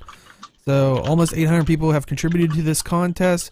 Prizes for winners placing from 1st to 25th, which in total amounts to roughly 75,000 gold in buy orders, 93,000 in sell orders, and 31,600 in gems. So what are you going to get? First place, every Guild Wars 2 core legendary, but not including Eternity. That's important to note. Second place, all permanent contracts, so bank, hairstylist, merchant, trading post, repair, and Mystic Forge. Third place, every Guild Wars 2 core precursor, all 20 of them. Fourth place, Aura collection, so Night Fury, Preserved Queen Bee, Ghostly Infusion, Polyluminescent, Undulated, Refractor. Holy crap, ArenaNet. You come up with some like... There's a lot. Fifth place, five of the most expensive mini pets, so Molten Firestorm, Reef Drake, Jackalope, so on. Sixth place, Ghastly Grinning Shield and Great Saw skins. 7th to 10th place, 4,000 gems and a mini egg. 11th to 19th are getting 1,200 gems. 20th to 25th are getting 800 gems. So you might be asking yourself, I want all those legendaries. How do you enter? He wants you to submit a Path of Fire video to Woodenpotatoes' entry form found on his site. And contest closes when the next season of Living Story starts, which is season 4. So you got quite a bit of time. That's a big window. So definitely First place, that's nuts. Every legendary? Ugh. That's crazy, man. So yeah, that's definitely cool. So, go spread the word and try to submit your video if you can. Maybe you'll get first place and then, give half the legendaries to the podcast that told you about it. I don't know. That's a crazy thought. Wouldn't it be? That is a crazy thought. That's a very crazy thought. Yeah, but if you do feel so inclined, my account name is age.9320. Just send them all to me, and I'll make sure, podcast gets it. Spam him with quaggins. Oh boy. Unlike Dale, I like the quaggins. Okay. I like them. They're probably delicious. Gem store stuff? Yes. Gem store stuff. Also, what's up with the gem store? There's not really new stuff, but they bundled stuff and brought things back, but definitely pick it up if you can. So the Guild Wars 2 Path of Fire and its bundle, which we were talking about earlier, if you get the standard edition, you can upgrade to the deluxe edition for, 2,400 gems. So you can also get the Living World Season 3 complete pack for 800 gems, which it's weird. I think it doesn't include the first 5. It's the first 5, yeah. Yeah, it doesn't. It includes the first 5. It doesn't have the 6th one yet, which hopefully will. Well, hopefully I think until season 4 starts, you can have access to it. Yeah, you have access to it if you're logging in for it. But hopefully, once that changes, it'll add the 6th one. But didn't even think of it that way. Living World Season 2 complete pack, 960 gems, which is 30% off. That will be discounted till Tuesday. And the Infinite Unbound Magic Gathering Tools, which are 2,700 gems, and that includes all 3, the Lumbering Axe, Pickaxe, and Sickle. And while you mine them, you can get Unbound Energy while harvesting. I got them finally. Honestly, if I might get that big bundle where you get the 4,000 gems, and this might be one of my purchases. Yeah, this is mine. Totally worth. I farm my home instance every day, so it's totally worth for me, no matter what. Yeah. Any other thoughts on the gem store? And I mean, it was kind of just all returning stuff. And things. They are giving us a reprieve to let us buy the Ultimate Edition so that we can spend all our money there and then go back to the gem store later. Yeah. Go ahead. I'm doing my best to hold on to my gems until the expansion and see what else they launch, I want to. That was my plan, and then I saw those. I was like... But if they do a super sale, I don't know. Might not be able to hold on to them. We'll have to see. Maybe. I also want to say this past week when we put up last week's show, Ed Pedrero, I'm sorry if I butcher your Reddit, on Reddit, actually posted our show, and I do definitely want to thank him, and a lot of familiar faces that went out and you know, let phones ring and stuff like that. That's Ed Pedro calling me, telling me I mispronounced his name. You know, thank you for, you know, saying how much you enjoy the show and stuff like that, and hopefully we can bring more stuff to you and maybe other things, hopefully. But yeah, I just want to throw that out there as, you know, a thank you to everybody. I don't want to get teary-eyed. But before I might not be able to cry because, geez, I'm dehydrated right now after doing this show. So, Jim, where can they find you? I can be found on Twitter at MalthanusMMO. You can also find me here on twitch.tv/TalkingSkrit on Wednesdays for our Zero to Hero PvP and now Fractal Night, because ranked and unranked during an off season is just not good. So we'll be doing fractals in the meantime. So come on, join, have fun. Awesome. And Age, where can they find you? Twitch and YouTube at Age Night Road. I will be streaming during the week, obviously, and during the weekend I will stream the preview stuff. I'm going to try to get home from work early so that I could do that. And on Saturday, before Talking Skritt, I'm going to be doing a giveaway. So if you guys want in on that, feel free to stop by.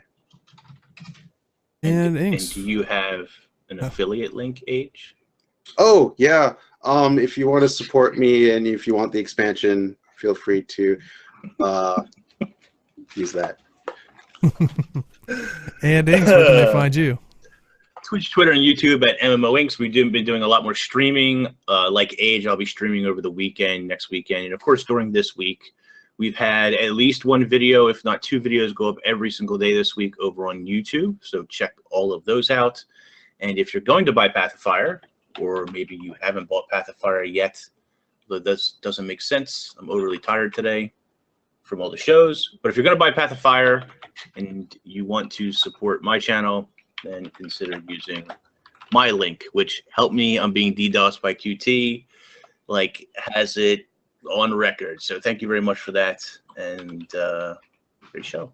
And if you're watching this on YouTube, I will be putting both Age and Inks' links in there, so definitely support your favorite content creator. And to those of you who hit this point in time on the 3-hour YouTube video, I commend you. Yes. And you can find me at simply_Deo on Twitch and Twitter. And if you are just popping at the very last second, we will probably be having a shorter after show this week, just because we've had a super long show. But you know, if you want to watch the show in full, it goes up on YouTube on Sundays at noon Eastern, 9 a.m. Pacific. And if you're watching on YouTube, if you found us through the Reddit post and you heard so many people say, you know, pre-show and after show, that's where it gets even crazier because, you know, all the stuff. And you can watch us. We go live on Saturdays at 4 p.m. Eastern, 1 p.m. Pacific. And I think next week, if it is a slower news week, like we might actually stream the actual weekend thing of exploring the zone. If people would like that, just do let us know. But yeah, as always, we will see you in the game. Good night, everybody.